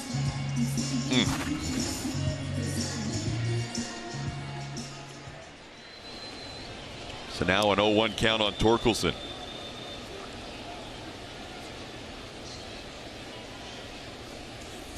That one off the mask of Maldonado and high off the screen. It's 0-2.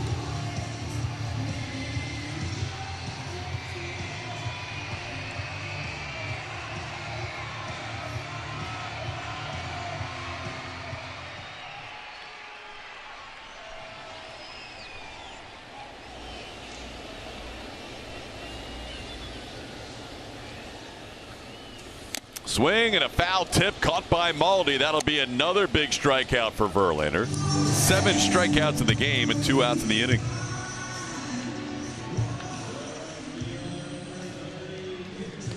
So some life on that fastball when JV needs it. Talked about the issues with 95 plus. This pitch came in at 96.4 miles an hour and rushed past Torkelson at the top.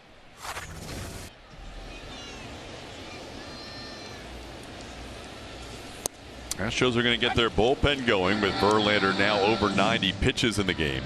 There is Rafael Montero warming up.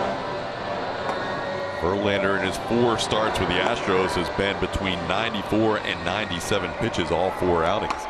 This is probably his last inning. Trying to finish strong here with Carpenter at the plate. Cleanup hitter playing right field tonight or this afternoon.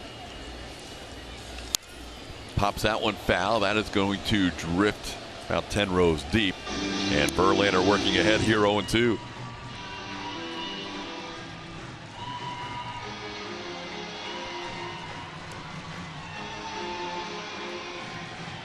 Carpenter had not faced Verlander before today. He's been hit by a pitch and also popped up.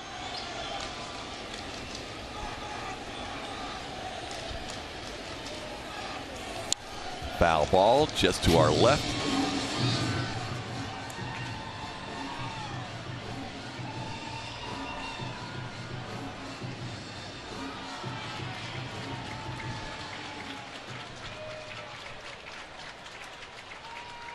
This will be the 25th pitch of this inning, 95th pitch of the game for Verlander.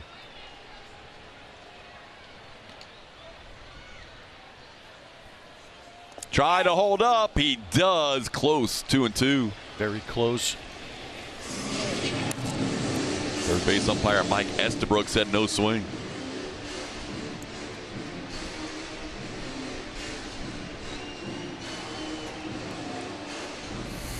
You can judge for yourself at home. Ooh, borderline. This one just hooked. Almost golfed that one. Stays 2-2. Another one of those good sliders that Carpenter was able to spoil. Maldi's going to give his starter a little more of a breather here, knowing this is the end of the road for Verlander. He wants to make sure they're on the same page with this 2-2 count to a dangerous hitter. Carpenter coming in with a 905 OPS.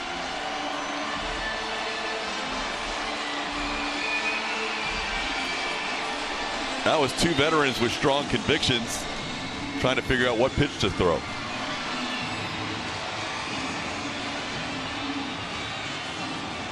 I would say for the most part Maldi wins those conversations, but with JV I'm not sure. It's a pretty even battle. Yeah.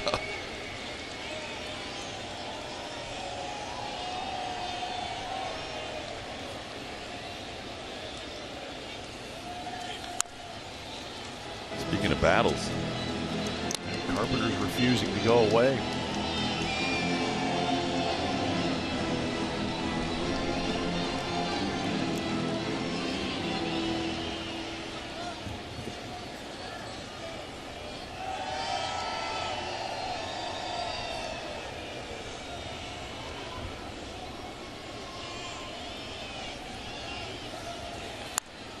check swing towards first. Singleton will flip it to Verlander covering, and that'll do it for the Tigers. Justin Verlander, another successful return to Detroit as he goes 5 shutout innings today and leaves with the Astros leading 3-0. Fall on Willie Taveras. Let's go back to 2006. Back on August 27th, able to beat out an infield hit. He would eventually get this double right here. But he had a couple of hits and a stolen base, but with that infield hit was able to extend that hitting streak to 30 games. First 30-game hit streak in franchise history. Willie Taveras was the guy. Justin Verlander heading back towards the clubhouse after his day of work is over, it appears. 5 innings of shutout baseball, and the Tigers go to their 3rd pitcher of the day. Yeah, it's going to be Tyler Holton.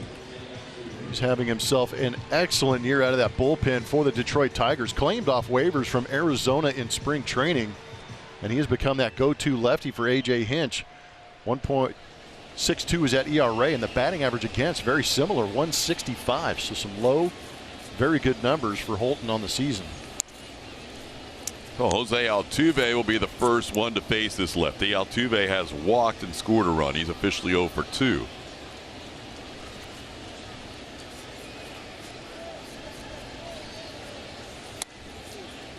Takes the first 2 off the plate. It's 2-0.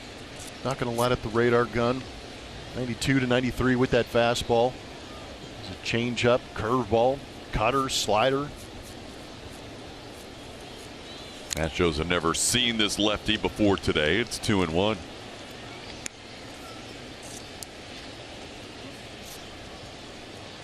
Alex Faedo pitched 4 2/3. Will Vest a third of an inning, and now the lefty Holton in the game.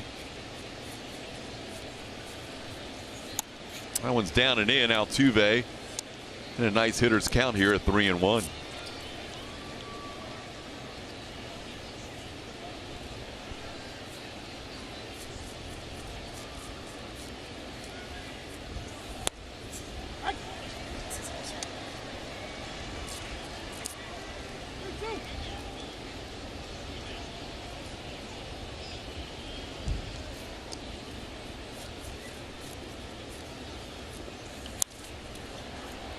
TV fouls that one back. Astros in the first 5 innings with 8 hits and also 4 walks issued by Faedo. They have left 9 men on in the first 5. On the ground towards third, took a big hop into the glove of McKinstry, and Altuve retired for the first out of the 6th.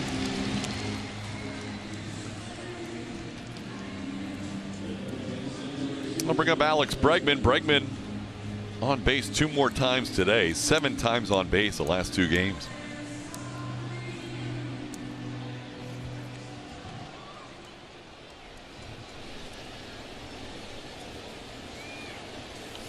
Bregman pops up the first pitch he sees. Catcher Jake Rogers is getting called off by Torkelson, and the first baseman makes the catch for the second out. Time now to name that Astro powered by Reliant. Here are today's clues. If you know who this might be, you can send your guesses to @ATT Sportsnet SW. Acquired twice by the Tigers, the old school English D. Astros offensive career. Today's name that Astro powered by Reliant. Here's Yordan Alvarez. This lefty Holton Blummer mentioned, tough on lefties, on base percentage 170, OPS 316 against lefties. Those are the best numbers for anybody against lefties out of the bullpen in Major League Baseball. So Yordan, who has always fared well against lefties, gets a big challenge here today against Tyler Holton.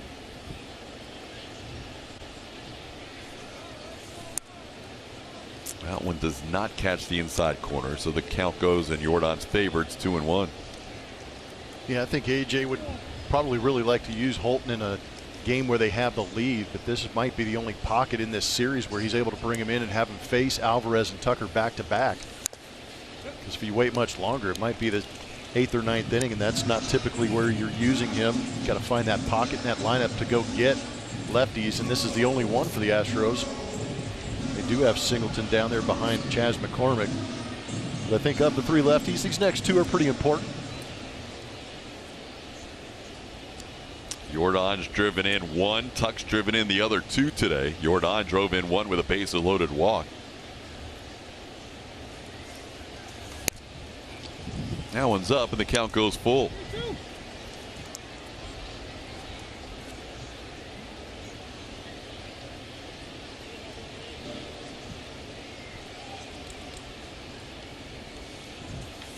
On the ground towards second, fielded by Andy Ibanez. The first clean inning for the Tigers today comes from Tyler Holton in the sixth. 1-2-3, getting the top of the order. Apart for Justin Verlander, pitching in that Astros uniform. Got a standing O and a hat tip from his ex-teammate Miguel Cabrera before striking him out with that curveball. And then JV went to work with that fastball. Had a little bit of an issue with the command. Walked 2, but hit 3 batters. But eventually worked himself out of damage, being able to get that swing and miss, tallying 7 strikeouts in the game for Justin Verlander. You're going to see how he got them on StatCast 3D. 4 on the slider, 2 on the 4-seam, and 1 on that breaking ball. Did not allow a runner to cross home plate, so a very good outing as that Justin Verlander goes for his 100th victory inside Comerica. We're going to go to the bullpen, and this is our Crawford Bach call to the bullpen, getting Rafael Montero into this ball game. Season numbers 5.47. He's been better as of July 1st with a 2.57 ERA. So he'll face Miguel Cabrera in his final game against the Astros. Cabrera facing Justin Verlander today, was called out on strikes and also bounced into a fielder's choice. Now Montero getting him to start the bottom half of the 6th inning. Fastball clips the bottom of the zone. It's 1-1.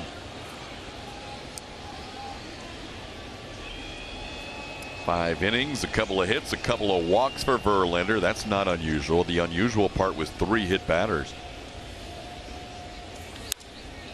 And Verlander ends up going 5 shutout innings, stranding 7 runners over those 5. Both teams combining for 16 left on in the first 5 innings today.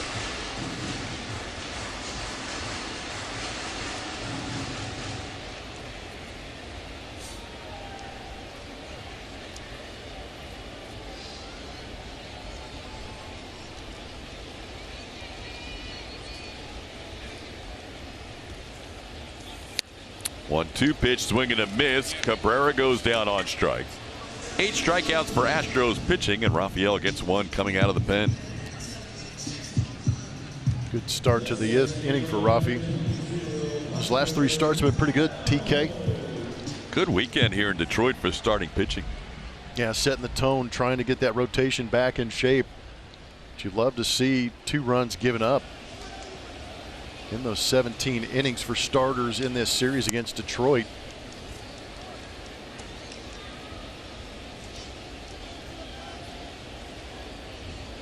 The challenge will be for Christian Javier and JP France to bounce back with good outings against the Red Sox in the next series as they try and continue this trend of solid starts. As both guys pitched against the Red Sox in Houston, Javier went 5 innings of 3-run baseball against the Red Sox, but then France had his worst outing of his career, lasting just 2 1/3. There's JP looking on from the dugout. He's probably anxious to get back on the mound. It probably feels like over a week since he's last pitched. And it's rarely, you know, that you get to face a team who kind of roughed you up a little bit, and you get a chance to kind of do your homework, make some adjustments, and look forward to trying to, you know, pay the favor back a little bit and pitch a little bit better this time around. It's part of the fun of baseball, is going out there and challenging yourself from outing to outing. Meadows fouls back a 3-1 pitch, and the count's full. Parker Meadows, the 23-year-old younger brother of Austin Meadows. Meadows in this game has walked and struck out.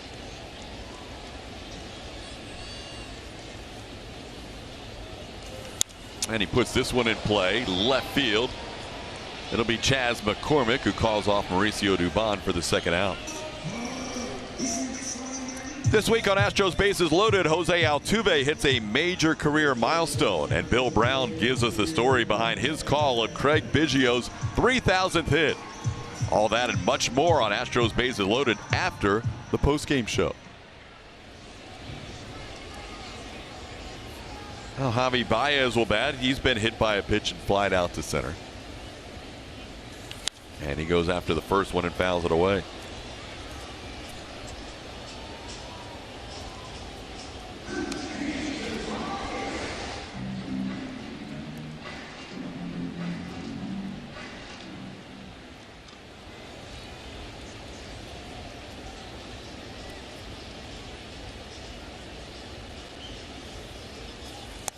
Astros trying to finish the season series 3-3 against Detroit. Last year they swept the season series, winning all 7. Tigers continue to get better and better. They've actually had a winning record since June 15th. And if you have a winning record, even though it's just one game over 500 since June 15th, if you can put that together over a full year, you're competing for the division in the AL Central. Speaking of competing in the AL Central, so the numbers for the West against the Central, the Astros have a 500 record. Trying to get above 500 today as Alex Bregman fields the grounder and Jeremy Pena fields the bat. So good inning for Rafael Montero. 1, 2, 3, 6. It's 3-0 heading to the 7th. Tickets throughout the week, whether it's dollar dogs, added entertainment, or ticket and concession discounts, there's a value option for you. Visit astros.com/value to learn more. TK. All right, Julia, 7th inning baseball, maybe one of the nicest days of the year for any game the Astros have played, as it's been a perfect mid to or low to mid 70s day with plenty of sunshine here at Comerica Park. Kyle Tucker facing the very tough left-hander Tyler Holton, and Tucker sends one into shallow right, and he's going to have a hit against this lefty. First pitch of the inning, and Tucker has his second hit on base for the 3rd time.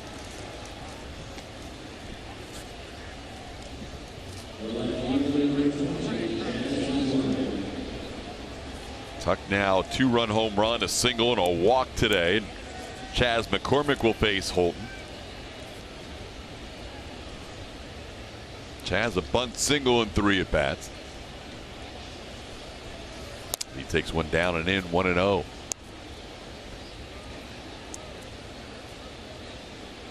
Well, Tucker hit home run number 26 on the year, also has 25 steals, as he still has 30 games to get the magic 30-30. Right now at 26 and 25.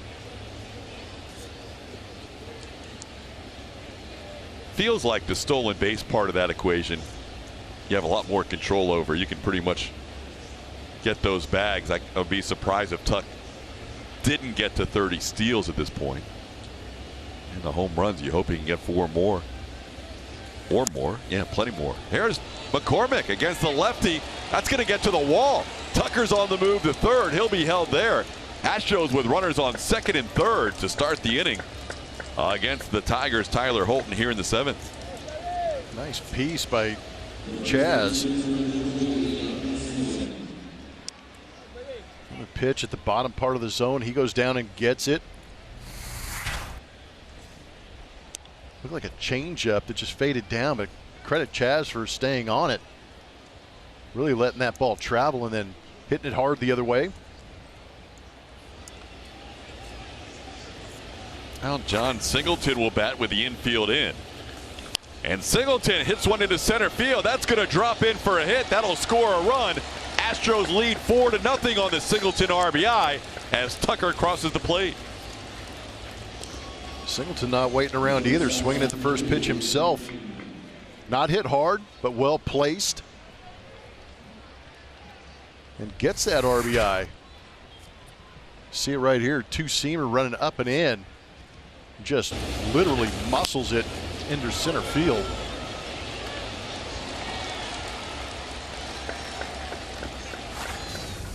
So Holton, who came in with the best numbers against lefties of any reliever, has given up a couple of hits to lefties in this inning. Now Pena grounds one to short. Could be 2. They do score a run. It is a double play. So Jeremy retired for the first time today. Doesn't get credit for an RBI, but the Astros add to their lead. It's now 5-0.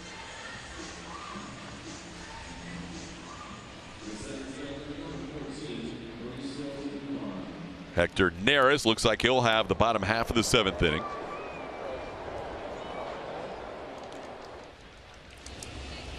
as here's Mauricio Dubon.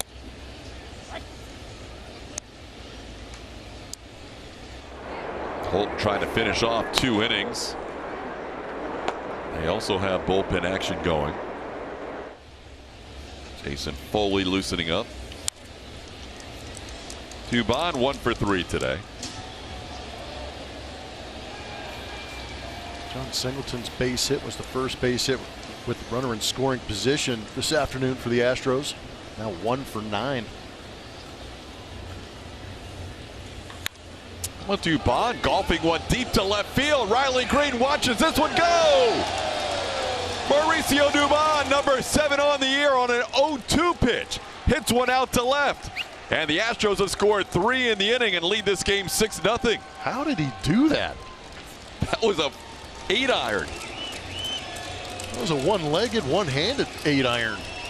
He's a good golfer, and he showed off those golf skills there. He did.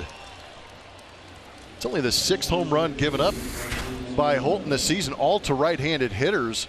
There you see that pitch down, well out in front, but just clipped it and placed it over that left field fence for a homer. Dubon adds to his career high total, now 7 home runs. Oh man, I missed it. Doobie. There we go. I feel better.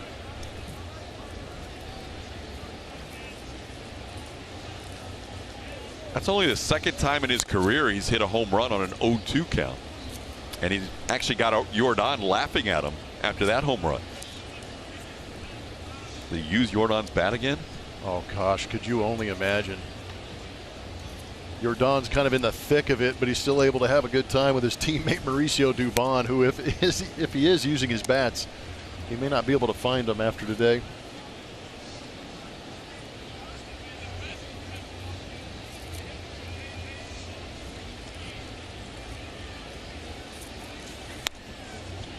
One-two pitch misses off the plate. A rare, tough outing. Yeah, I agree. For Tyler Holt. He has been outstanding this year for the Tigers, giving up 3 here in the 7th. That's the most runs he's allowed in any outing this year for Detroit. He's given up 2 in 3 different relief appearances, and 2 of those relief appearances were 2 and 2 2/3 innings.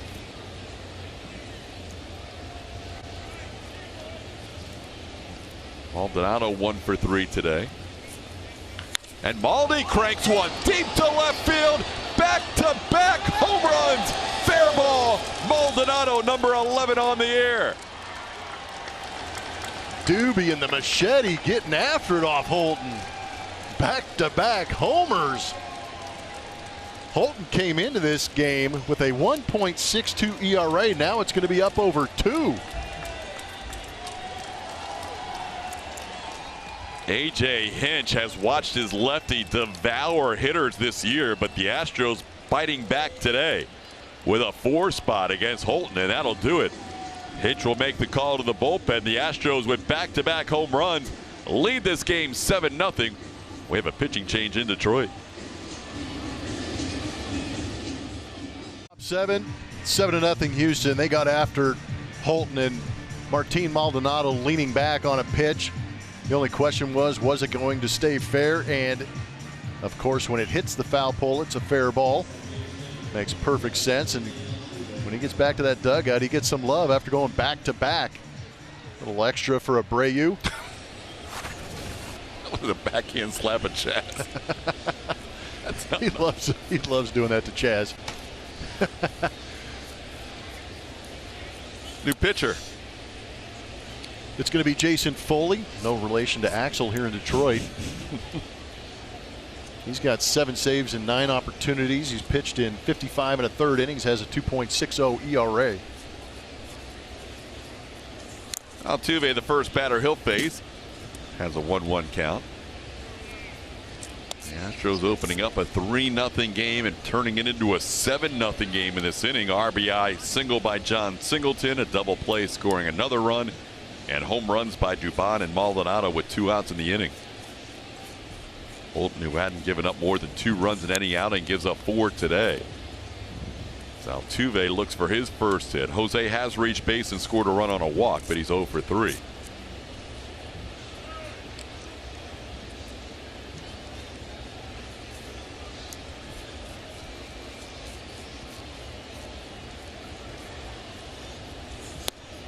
That'll be a called third strike. That'll do it for the Astros in the 7th inning. Big afternoon here as Justin Verlander toes the rubber in his old stomping grounds as they say goodbye to Miguel Cabrera this season. Mutual respect between ex-teammates, now competitors. Tip of the cap. Justin Verlander would be able to get that called third with the curveball at the top of the zone. But a unique afternoon watching some good baseball and watching some legendary baseball players go after it, competing for one last time against each other.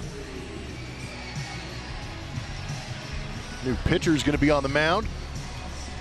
After a strong inning from Rafael Montero, you're going to see Hector Neris making his 57th appearance. Great numbers on the season for him. First pitch swinging, Zach McKinstry fouls one away. Neris taking over to face the 8, 9, and 1 hitters after Rafael Montero had a 1-2-3 inning with a strikeout. This one popped up on the infield. Again, it's been a tough day for pop-ups. Pena backing up. Coming in, Dubon. Mauricio calls off the shortstop and makes the catch for the first out. Two will chat about it on the way back to Dubon's position in center.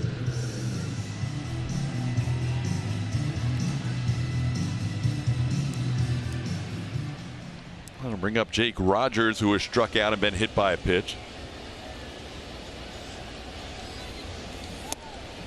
First one for a strike from Neris.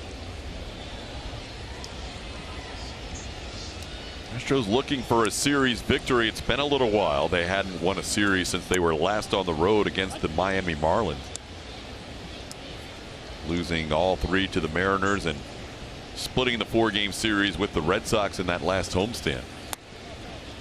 But that's kind of been the MO all year long. The Astros go on the road and things usually get better than they've been at Minute Maid Park. Yeah, the record is better on the road. The offensive numbers have been much better on the road. Hit the monitor of our partners over there, right in front of Shep. Yeah, Shep and Simo, Matt Shepard and Craig Monroe over there calling the Tigers game on. And that ball go right off their monitor in front of them. Counts 1-2 on Jake Rogers. Rogers knows a few Astros players because he played with them in the minor leagues. Framber Valdez, Yordan Alvarez,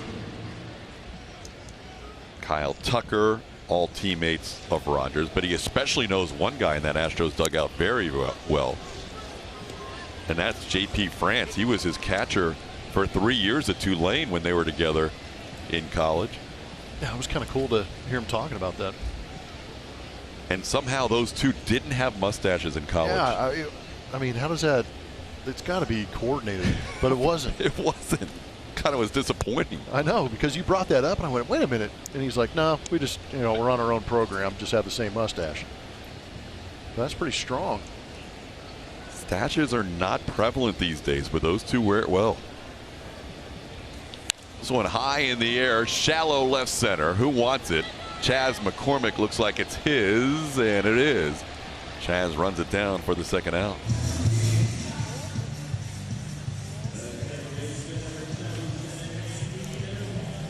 That's now 8 in a row sent down after Verlander worked around a first and second no-out situation in the 5th, getting the last 3 batters of his day. Montero got all 3 he faced in the 6th, and now Neris with 2 outs facing the top of the order, Andy Ibanez.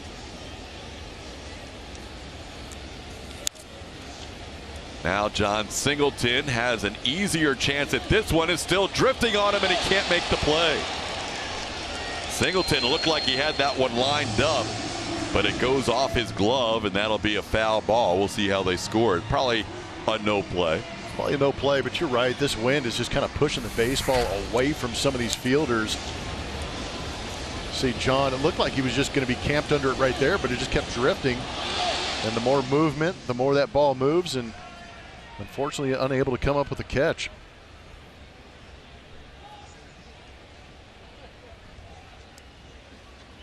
Talked about that tough sky earlier today, too.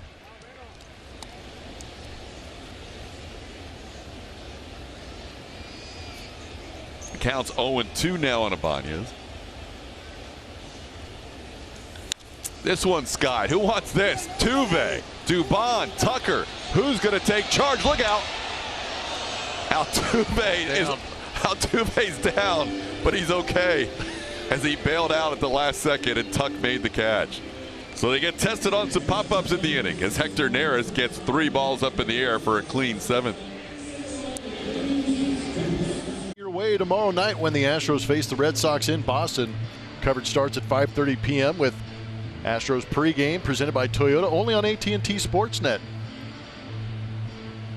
Looked like Altuve got scared there from Tucker and went into the fainting goat pose. Thankfully, everybody's okay. New pitcher. The Astros have seen this guy before. Pitched last night. Yes, he did. This is Andrew Vasquez. Pitched 2/3 of an inning. Gave up a hit. Walked. Nothing else. Drops in a strike on Alex Bregman. Bregman facing the lefty Vasquez, who started the year with the Phillies, claimed off waivers by the Tigers on August 4th. Yesterday, Vasquez came in to face the lefties, Yordan Alvarez, Kyle Tucker, and ended up facing a total of 5 batters in that inning, which was prolonged with an error. Astros today with 13 hits, scoring 7 runs. Big 4-run top of the 7th inning as Bregman delivers another base hit. Not hit hard, but he drops one in left center field. He is on base for the 3rd time today and 8 times over the last 2 games. Dare I say, in fuego. He has done a great job in this series of going out there and collecting hits and continuing to get on base. A little bit of a slider gets in on the hands a little bit, but the swing stays through it and forces it into left field for that base hit. You know, he had the comments after that game yesterday saying that basically every game is a must-win for the Astros from here on out. So kind of becoming that vocal leader, and now he's doing it with the bat too. Yeah, if you're going to make strong statements, which I love, yeah, you might as well back it up and do your part. And he has done more than his part the last 2 days, creating a lot of traffic for Yordan Alvarez and Kyle Tucker. Yordan chops one to second, slowly hit, so it's not going to be a double play, but they get Bregman at second. On the fielder's choice, Yordan will reach in the 8th inning. A couple of developments in games that matter to the Astros. The Cleveland Guardians have come back down 5-4 in the 8th with a couple of runs against the Blue Jays. They're still batting and now leading 6-5 in the 8th. The Blue Jays started the day a game and a half behind the Astros for the last wild card spot. And Texas had been leading Minnesota 5-4 going into the bottom of the 6th, but Royce Lewis hitting a grand slam. And that ball's booted by Torkelson. Everybody's going to be safe. Should have been an out, could have been possibly 2, but with Tucker's speed, it would have been tough. But instead of any outs, it'll be 1st and 2nd as Tucker will live on the error. Error number 6 on the Tigers this series. Yeah, it's been a tough series defensively. Torkelson's been having to make some tough scoops on plays. Kind of attacked this one.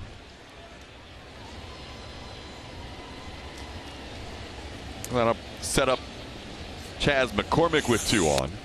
Like, go back to that Rangers part again. So Royce Lewis hit a grand slam to make it a 5-4 game. How about that? Got the grand slam against Chris Stratton.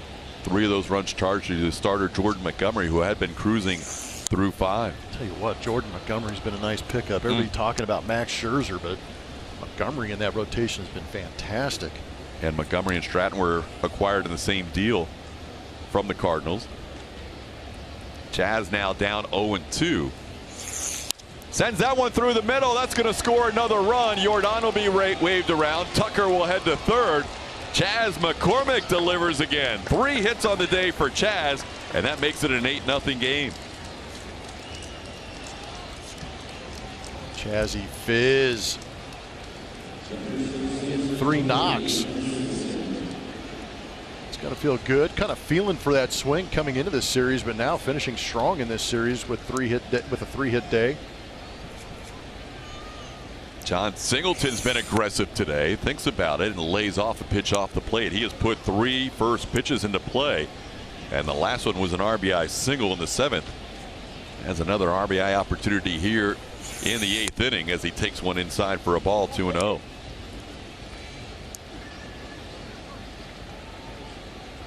Singleton drove in the 4th run of the game with a single his last time up. Way up and in, and now it's 3-0 with Jeremy Pena waiting on deck. Astros up to 15 hits today after getting 14 hits yesterday. That one's wide, and that'll be a 4-pitch walk to load him up.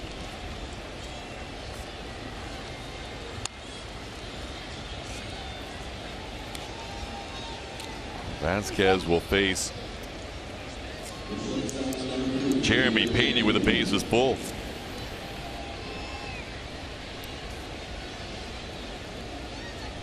Another visit from the Tigers pitching coach. Chris Fetter out to the mound. Time to check out our Name That Astro powered by Reliant. Here is the reveal today. Our clues were acquired twice by the Tigers, the old school English tee in the Astros offensive career. Did you get today's Name That Astro? Brad Ausmus, traded by the Padres and the Astros 2 different times to the Tigers, managed the Tigers from 14 through 17, and he had 1,579 hits, over 100 steals, and 3 Gold Glove awards. Quality teammate. Brad Ausmus, always entertaining. Once got extremely mad at me for continuing to get on base in front of him. What? Because he led the league in double plays that year.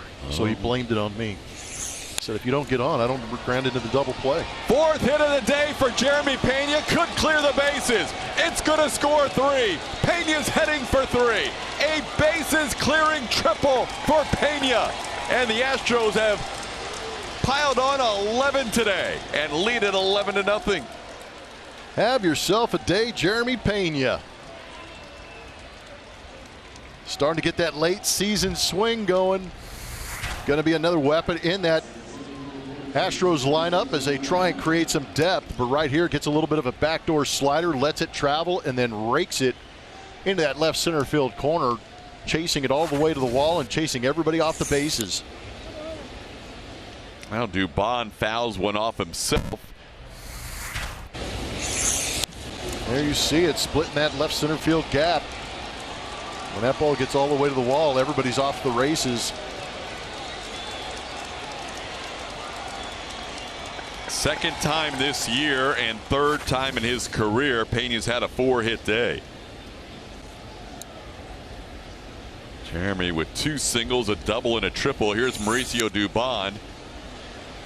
Dubon continues to use Yordan Alvarez's bat. We got confirmation from Julia Morales since the last home run. So Yordan's bat has come through for Dubon again with home run number 7 his last time up. It's not a bad guy to borrow a bat from who has that kind of pop. Yeah, 2 different body types swinging the same bat.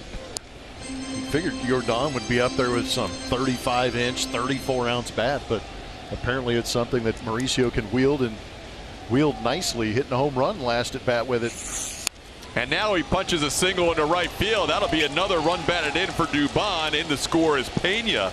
It's now 12-0. The Astros scoring 4 runs in back-to-back innings.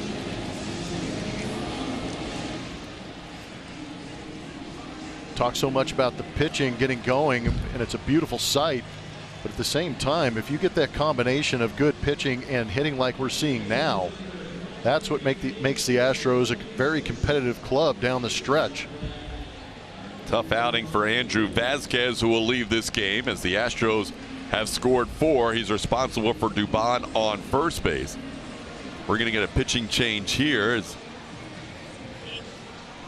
see your catcher Carson Kelly taking the mound, I believe. Yeah, I was going to say. There's nobody coming in from the bullpen. This is a guy that came in off the bench. Carson Kelly, as a position player, is going to take over here in the 8th inning.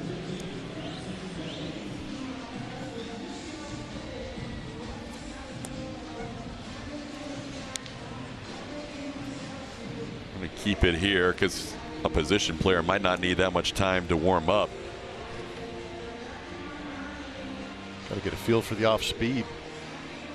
Yainer Diaz is going to pinch hit for Martin Maldonado in this 12-0 game. So Diaz will see Carson Kelly on the mound. He is going to make his 8th appearance. There's the playoff bracket. So if the playoffs began today, and obviously a lot's going to change in the next 30 days, the Astros within a game of first place for both the Rangers and the Mariners. Right now the Mariners would project as the division winner because they have taken more games than the Rangers have in their head-to-head matchup this year. That could float around a few times between now and 5 weeks from today when the season ends. So here is Yainer Diaz. Diaz started yesterday and gets a pinch hit appearance today. Maldonado, a nice day, 2 for 4 with a home run. As Yainer will face Carson Kelly. 8 appearances for Kelly, mostly, I guess, all of them with the Diamondbacks. Back to that page. Yep, all with Arizona. He had 1 in 2020, 4 in 2022. He actually had 2 appearances this season already with Arizona, making his first appearance as a Detroit Tiger pitcher. So just 1 out in the 8th. I'm not sure if Carson Kelly's going to go the rest of the way, but if he does, it'll be an inning and 2/3 of work to get through this 9th inning. Yainer cranks one deep to left field. Forget about it. 14-0 Astros. Wow.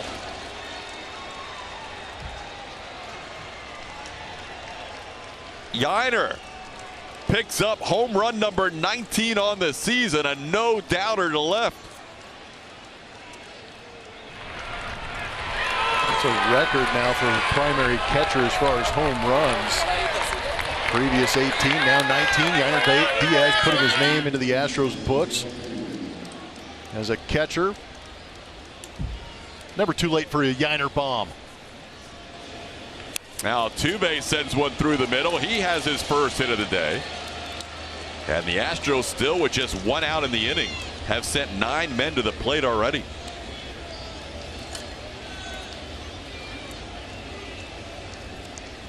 Corey Julks is going to get a pinch hit appearance for Alex Bregman.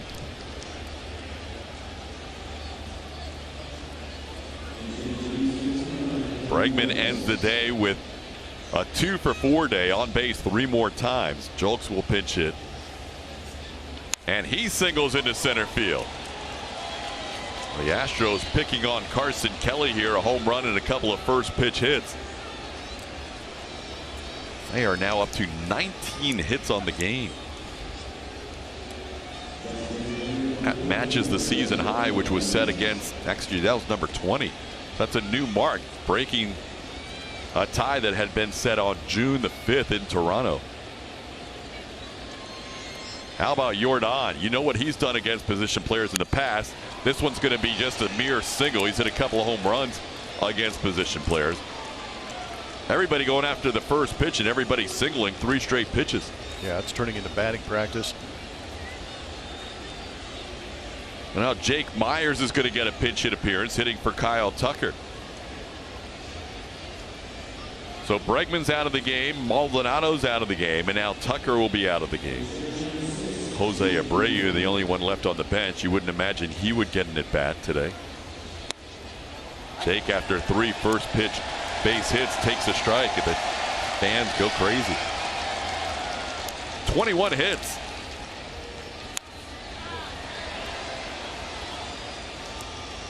Oh, 2 the count. Jake trying to get the timing down on that slow pitch. Now he tries to speed him up with 72. Tried to sneak the cheese past him. Could have been a called 3rd strike, but Jake gets an extra pitch here. Now 2-2.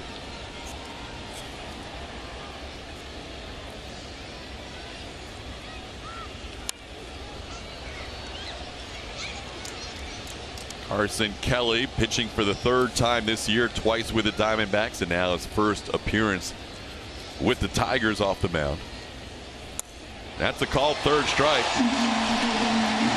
That'll be out number 2 as Myers is caught looking.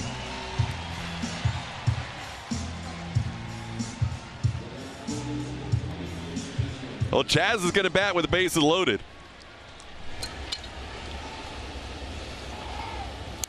And he can't time up 54 as he fouls one back.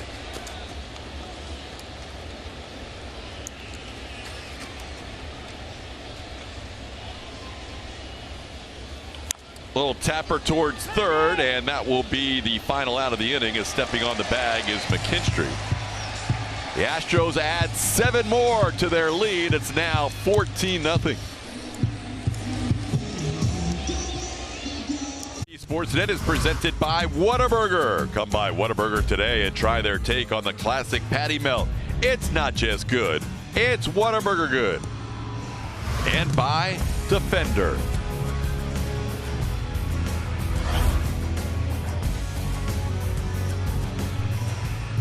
Football starting not too long from now. This resembles a Texans-Lions score, 14-0, Houston leading Detroit, as the Astros see a familiar face who we haven't seen in a little while. Yeah, it's Phil Maton back on the bump, coming back from the injured list after taking that line drive off that right elbow. Probably some quality time off, because going into that injury he was pitching in 54 games. Good numbers, 3.04, but you can see has not pitched since August 11th. Well, Maton will face the 2, 3, and 4 hitters in the Tigers lineup. Riley Green, 1 for 3 today. Maton just off the IL. Ronel Blanco, who pitched 2 innings last night, finishing off that game, was optioned back to AAA Sugarland. Last time this year he can be optioned back. He can still be called back one more time, but not moved beyond that, as Maton has missed on the first 2 here. It's 2-0.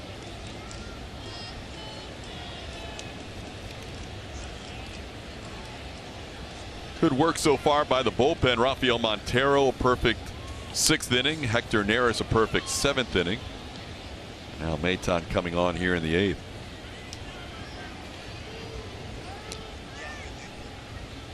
Astros with 14 runs on 21 hits. They have scored 11 runs on 13 hits the last 2 innings.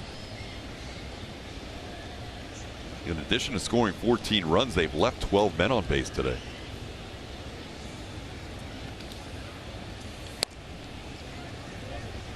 Fastball missing, 3-1. Some changes for the Astros after all those pinch hit appearances. Yainer Diaz is the new catcher. Maldonado's day is over. Corey Julks stays in the game. He's in left. Jake Myers stays in the game. He's in center. And Chas McCormick moves from left field to right field. There is Corey in left. Yainer behind the plate. And Mauricio Dubon has moved in from center field. He'll play third base now that Bregman's out of the game. That's a full count walk, as Maton walks Riley Green here to start the 8th. There's Dubon, traded in his outfield glove for his infield glove the rest of the way. Here's Torkelson. Spencer Torkelson 0 for 2 with a walk.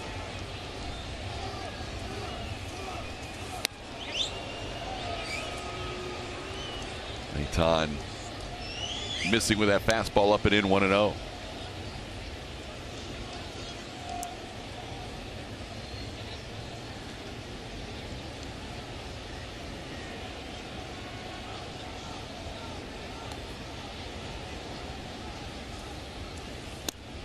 Tries to spin that breaking ball on the plate and misses, 2-0.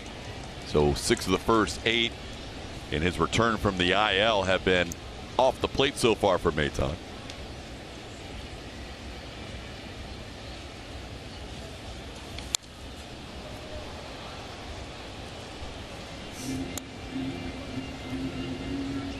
Normally you would think Maton might be a candidate to go 2 innings, but not sure based on just coming off the IL if Dusty would want that today or not. We'll see how it plays out. There is a strike, catches the outside edge, 2-2. Toronto has tied up that game with Cleveland. It's now 6-6 in the 9th inning. Rangers still lead their game 5-4.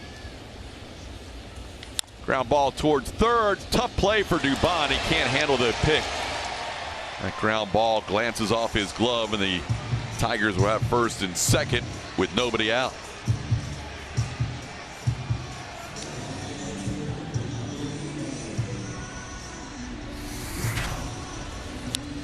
Seen Mauricio over there at third base too much. Went over there to try to get that backhand pick.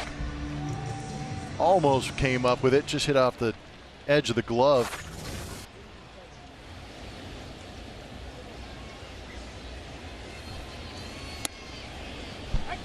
Kerry Carpenter bats. Carpenter hit by a pitch his first time up.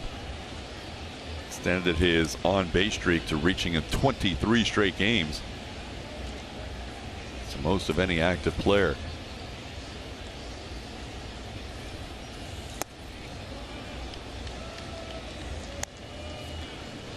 Oh, and 2 the count. They haven't scored that last play yet. The Tigers came into the inning with 2 hits. The Astros have not made an error. They have not posted. Up there it is, hit. I'll give it a knock. That's a swing and a miss. That's a strikeout for Maton. Maton picks up the first out on a strikeout, 1 away.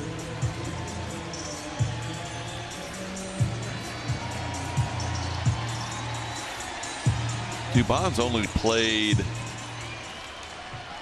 15 games at third in his career and only made 5 starts over there. The last time was with the Giants in 22, so this is the first time he's ever played third base for the Astros. Bregman's a guy that doesn't need many backups. He's played all but 1 game this year. Look, he helps us answer the question, who's going to play third if Alex doesn't? Right. We found out Dubon will move over there, but it's kind of tough when you don't get much action over there. You didn't play as much outfield as Dubon, but you moved all around the infield like him. When you haven't played a position for a while, that's got to be a little bit, especially when you've been mostly in the middle of the diamond. It's frightening. Really? I mean, it's not that you don't want the ball hit at you, but you want the routine play. You don't want to have a tough hop. You want to have something you can get behind and go. But he's played so much in the outfield and so much at shortstop and second base where you've got time to get your feet set, get them moving in the right direction. Third base, you have 0 time. You've either got to read that hop or try and adjust to the hop that's given to you, and it's not easy to do. Final time the Astros will face Miguel Cabrera, and he cranks one to left field, and this could be number 510, and it is. Miguel Cabrera, the final time he faces the Astros, runs by his good friend Jose Altuve, says a couple of things to Altuve in this 14-3 game now, as he hits one out for his career 510th home run.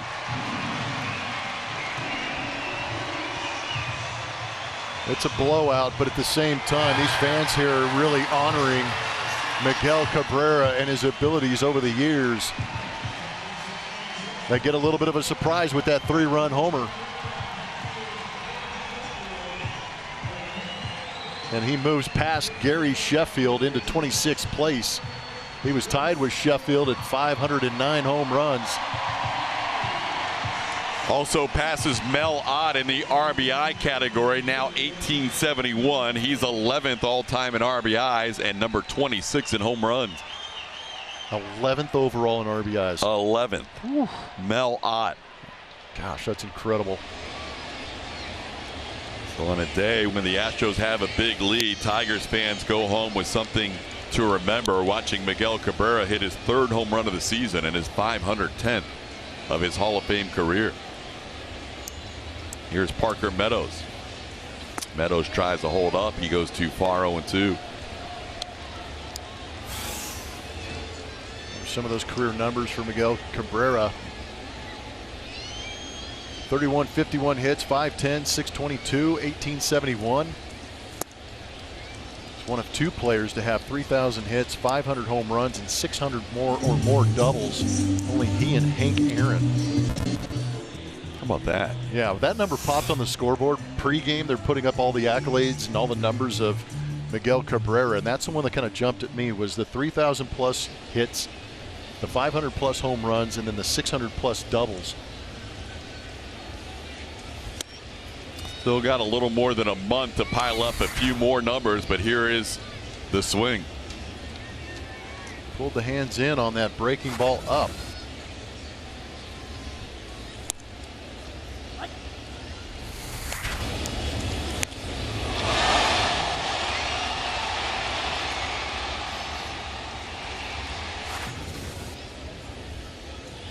Swing and a miss. Maton getting in front of Baez, 1-2.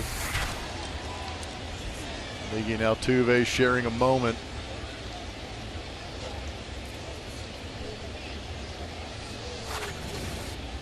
Of course, that's how he finishes his career against the Astros, right? Running past his good buddy after a home run. It's amazing. Altuve is probably like, that is ridiculous. Yeah, he's out there talking to Laz Diaz right now. Can you believe this guy? He probably went into fan mode right there and just enjoyed the moment. Baez waves at that breaking ball from Maton to end the inning. So Maton ends up striking out 3, but Miguel Cabrera provides a big moment for Tigers fans. It's 14-3. Thanks for voting in today's Chevy Stroll poll. Which current Astro star has the best chance of winning the Triple Crown in the future? And Kyle Tucker getting a lot of votes, almost 70%. Get the lead in batting average, homers, and RBI. TK. All right, Julia. Ninth inning baseball, 14-3 the score.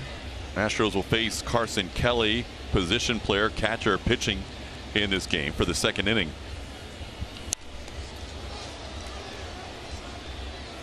It's going to be Zach. Oh, they took him out. Yeah, it's going to be Zach Short. Zach Short.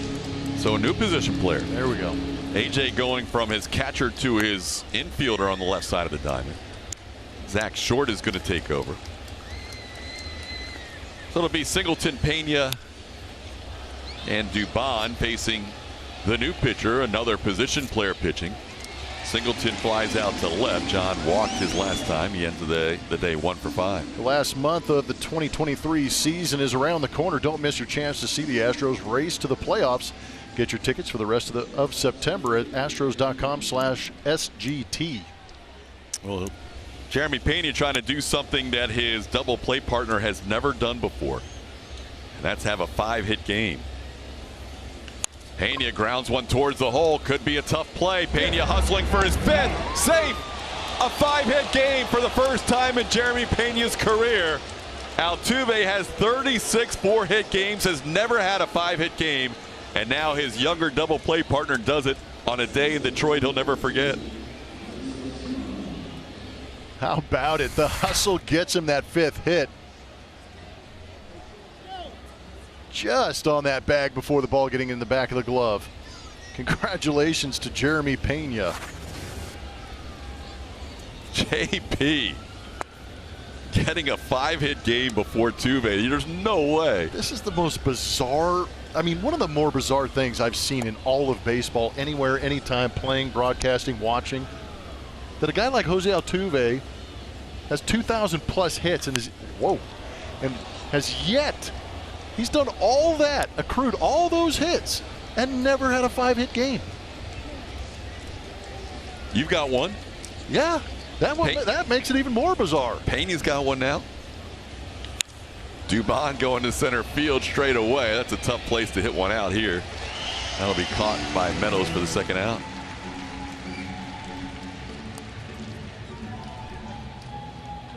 Time now for a word from Coors Light. Houston fans, Coors Light is keeping Texas chill all season long. The world's most refreshing beer is made to chill. Well, Yiner hit a home run against the other position player pitching, Carson Kelly, now facing Zach Short. Yiner Diaz came on as a pinch hitter, hit a home run, 2-run home run. Short throwing with a little more velocity than Carson Kelly did. Well, he's got 5 2/3 innings now under his belt. He's given up 9 hits and 1 earned run. He has 1 strikeout under his belt, and he's also hit somebody. you know, kind of lost in the shuffle of this 14-3 game as Pena had a shot at the cycle in addition to a 5-hit game. That's what I was kind of hoping for. If he'd had the 5-hit game and the cycle, that would have been a heck of a day. 2 of the hits today for Pena, infield hits where his speed beat out throws. A 5-hit game for Jeremy Pena as Yiner, who doesn't see many pitches he doesn't like, goes after that 0-2 pitch and fouls it away. Yiner's trying to get another against a position player.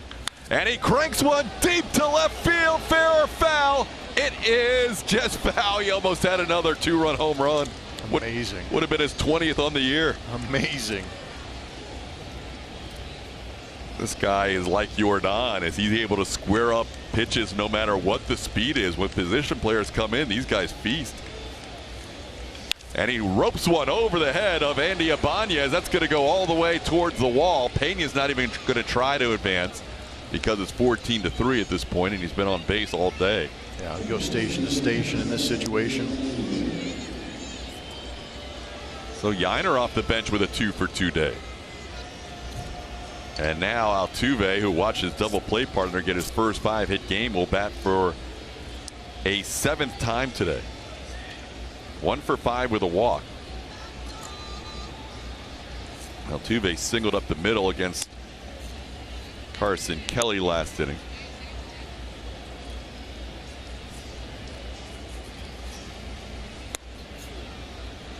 Being told the last Astro to get 5 hits in a game was Josh Reddick.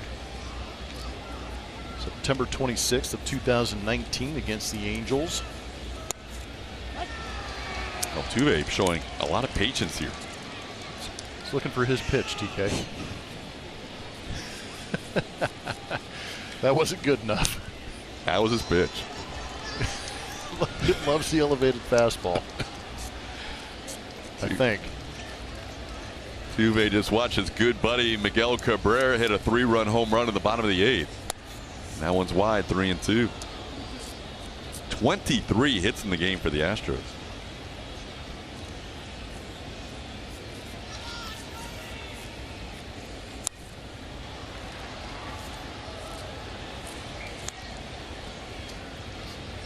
So was that's the most hits since they got 25 against the White Sox last season? Sounds right. Still going here. It's going to be a walk to load him up. Well, Altuve on base for a 3rd time, a single and a couple of walks. We mentioned the Astros, in addition to scoring 14 runs today, have left 12 men on base. It's hard to score 14 and leave more men on base than runs scored, but that's possible unless Jolks can bring home somebody here. And he will. He'll drive in one. They'll go station to station. 15-3. Corey Jolks 2-for-2. Has only seen 2 pitches off the bench and has 2 hits. That has to feel good, especially because he's been battling it a little bit lately. Yeah, there's an old saying in baseball, TK, and it's hits is hits. No matter how you get them, who you get them off of, as long as you're getting those hits, that's all that matters. So good for Jolks to be able to go out there and pick up a couple and try and get some sanity back in a game that can break you down. Well, is this the time? I know it's been one of the longest home run droughts for Jordan. He usually fares well against position players, but not here. This one popped foul. Ooh, McKinstry couldn't make the play, so Jordan gets another chance.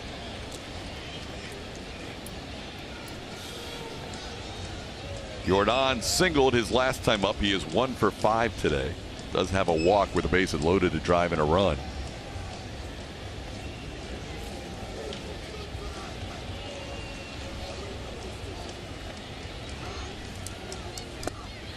That one's down, 2-2. Astros 1 away from the team record in hits.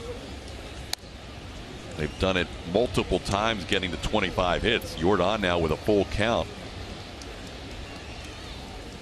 And he sends one down the line and right. That is going to stay fair and bounce into the crowd. That'll be a double. 2 more runs will score. The Astros matched their franchise record with 25 hits and now lead this game 17-3.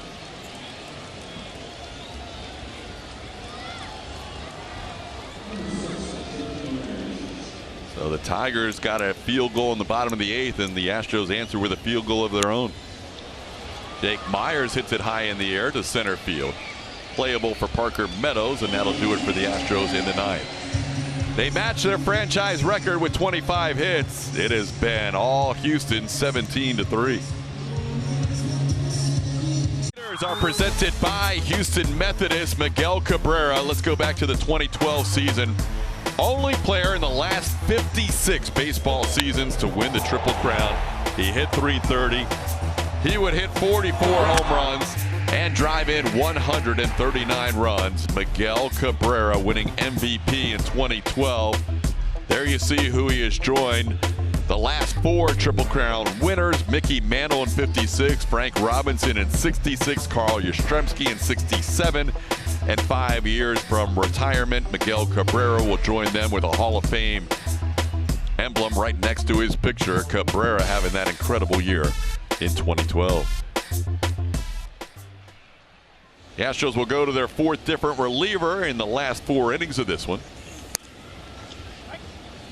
Yeah, Ryan Stanek will be on the mound. He pitched yesterday.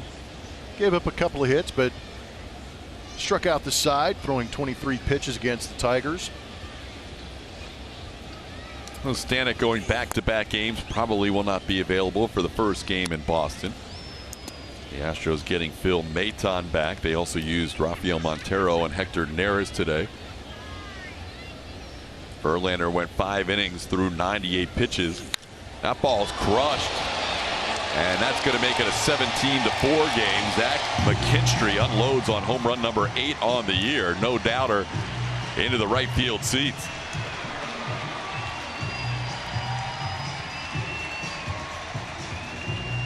So the Tigers getting a couple of home runs late. A 3-run home run for Miguel Cabrera. And now McKinstry leading off the 9th. Yeah, this late in the game, Stanek coming in, just pumped him a fastball, and he got hit out of here. Well, Jake Rogers will bat.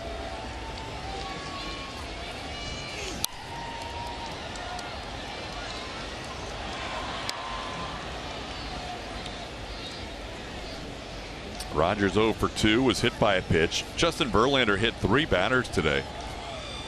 Second time in his career he's hit that many. Tigers with their 5th hit of the game now have 4 runs. Astros with 17 runs on 25 hits. It's crazy that the record is 25 in franchise history, and it's happened 5 different times. That is pretty amazing. They get to 25 and that's it. They did it twice in one season. You said that's it? Twice in 76 and then 3 times since 2019. Rogers goes down on strikes. How about if we listen in? Miguel Cabrera playing his final game against the Houston Astros in his illustrious career. He caught up with Altuve and Julia Morales before the game earlier in the series, and here are his thoughts about playing his final season. I think I'm gonna miss all the stuff I do in the field, but at the same time I'm gonna get a chance. I spend time with my kids. I'm gonna chance to see him more play, and I'm gonna enjoy. I'm gonna enjoy my retirement, and I always say thank God for giving me this opportunity to play the sport I love, and I don't take anything for granted in the field. So I'm happy. I'm happy with my career, and I'm happy what he's doing in his career. So he need to keep going, stay healthy, and we pray for 1,000 hit more. You will hear that entire interview during the post-game show presented by Whataburger today. Post-game show to follow this game. Vanessa Richardson will be hosting along with Mike Stanton. We'll hear from Julia Morales getting interviews. She'll have a lot of choices who to interview today. Ooh. Although it's kind of like spring training where she has to pick a player that's currently still playing. Yeah, try and catch somebody before they run to the clubhouse. Kind of think 5 hits might be leading the way today. I think it should. Jeremy Pena would be a strong candidate out there at shortstop. Well, we talked about it during the course of the game. Pena last year had very similar numbers going into mid and late August, and then from that point forward, it was a whole different hitter until the finish line, and then that continued on in the playoffs. Jake Myers will line this one up and put it away for the second out. Andy Ibanez out number 2.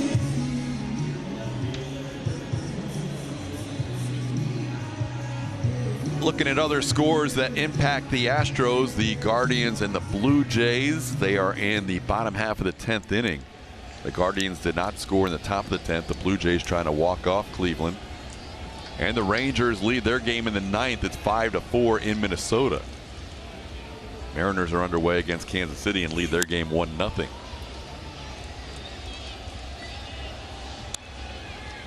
Astros 1 out away from winning this series and evening up the season series against the Tigers at 3 games apiece.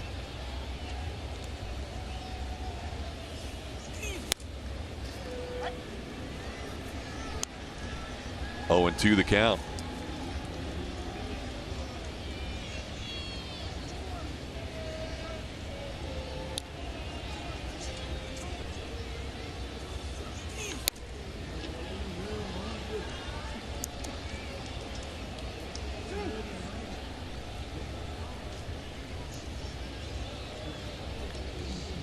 Stanek facing Riley Green with 2 outs. That home run by McKinstry. Making it a 17-4 game. That's the way it's going to finish up as Stanek ends the game with a strikeout. 17-4 the final, Blummer. Every once in a while it's nice to have one of these games. Yeah, they haven't had a laugher in a long time, but there you see it. 100 wins now for Justin Verlander in this ballpark, so another milestone reached, even with Miggy doing the damage that he did late. But the Astros have gotten quality pitching in the first 3 games of this road trip. They've capitalized on 2 of those games, but a big win. It's good to see that offense getting warm and hopefully carrying this into Boston. So the 36th pitcher in the modern era since 1901 to win 100 games in one stadium, Justin Verlander, another milestone in a Hall of Fame career. 17-4 final. Post-game show next.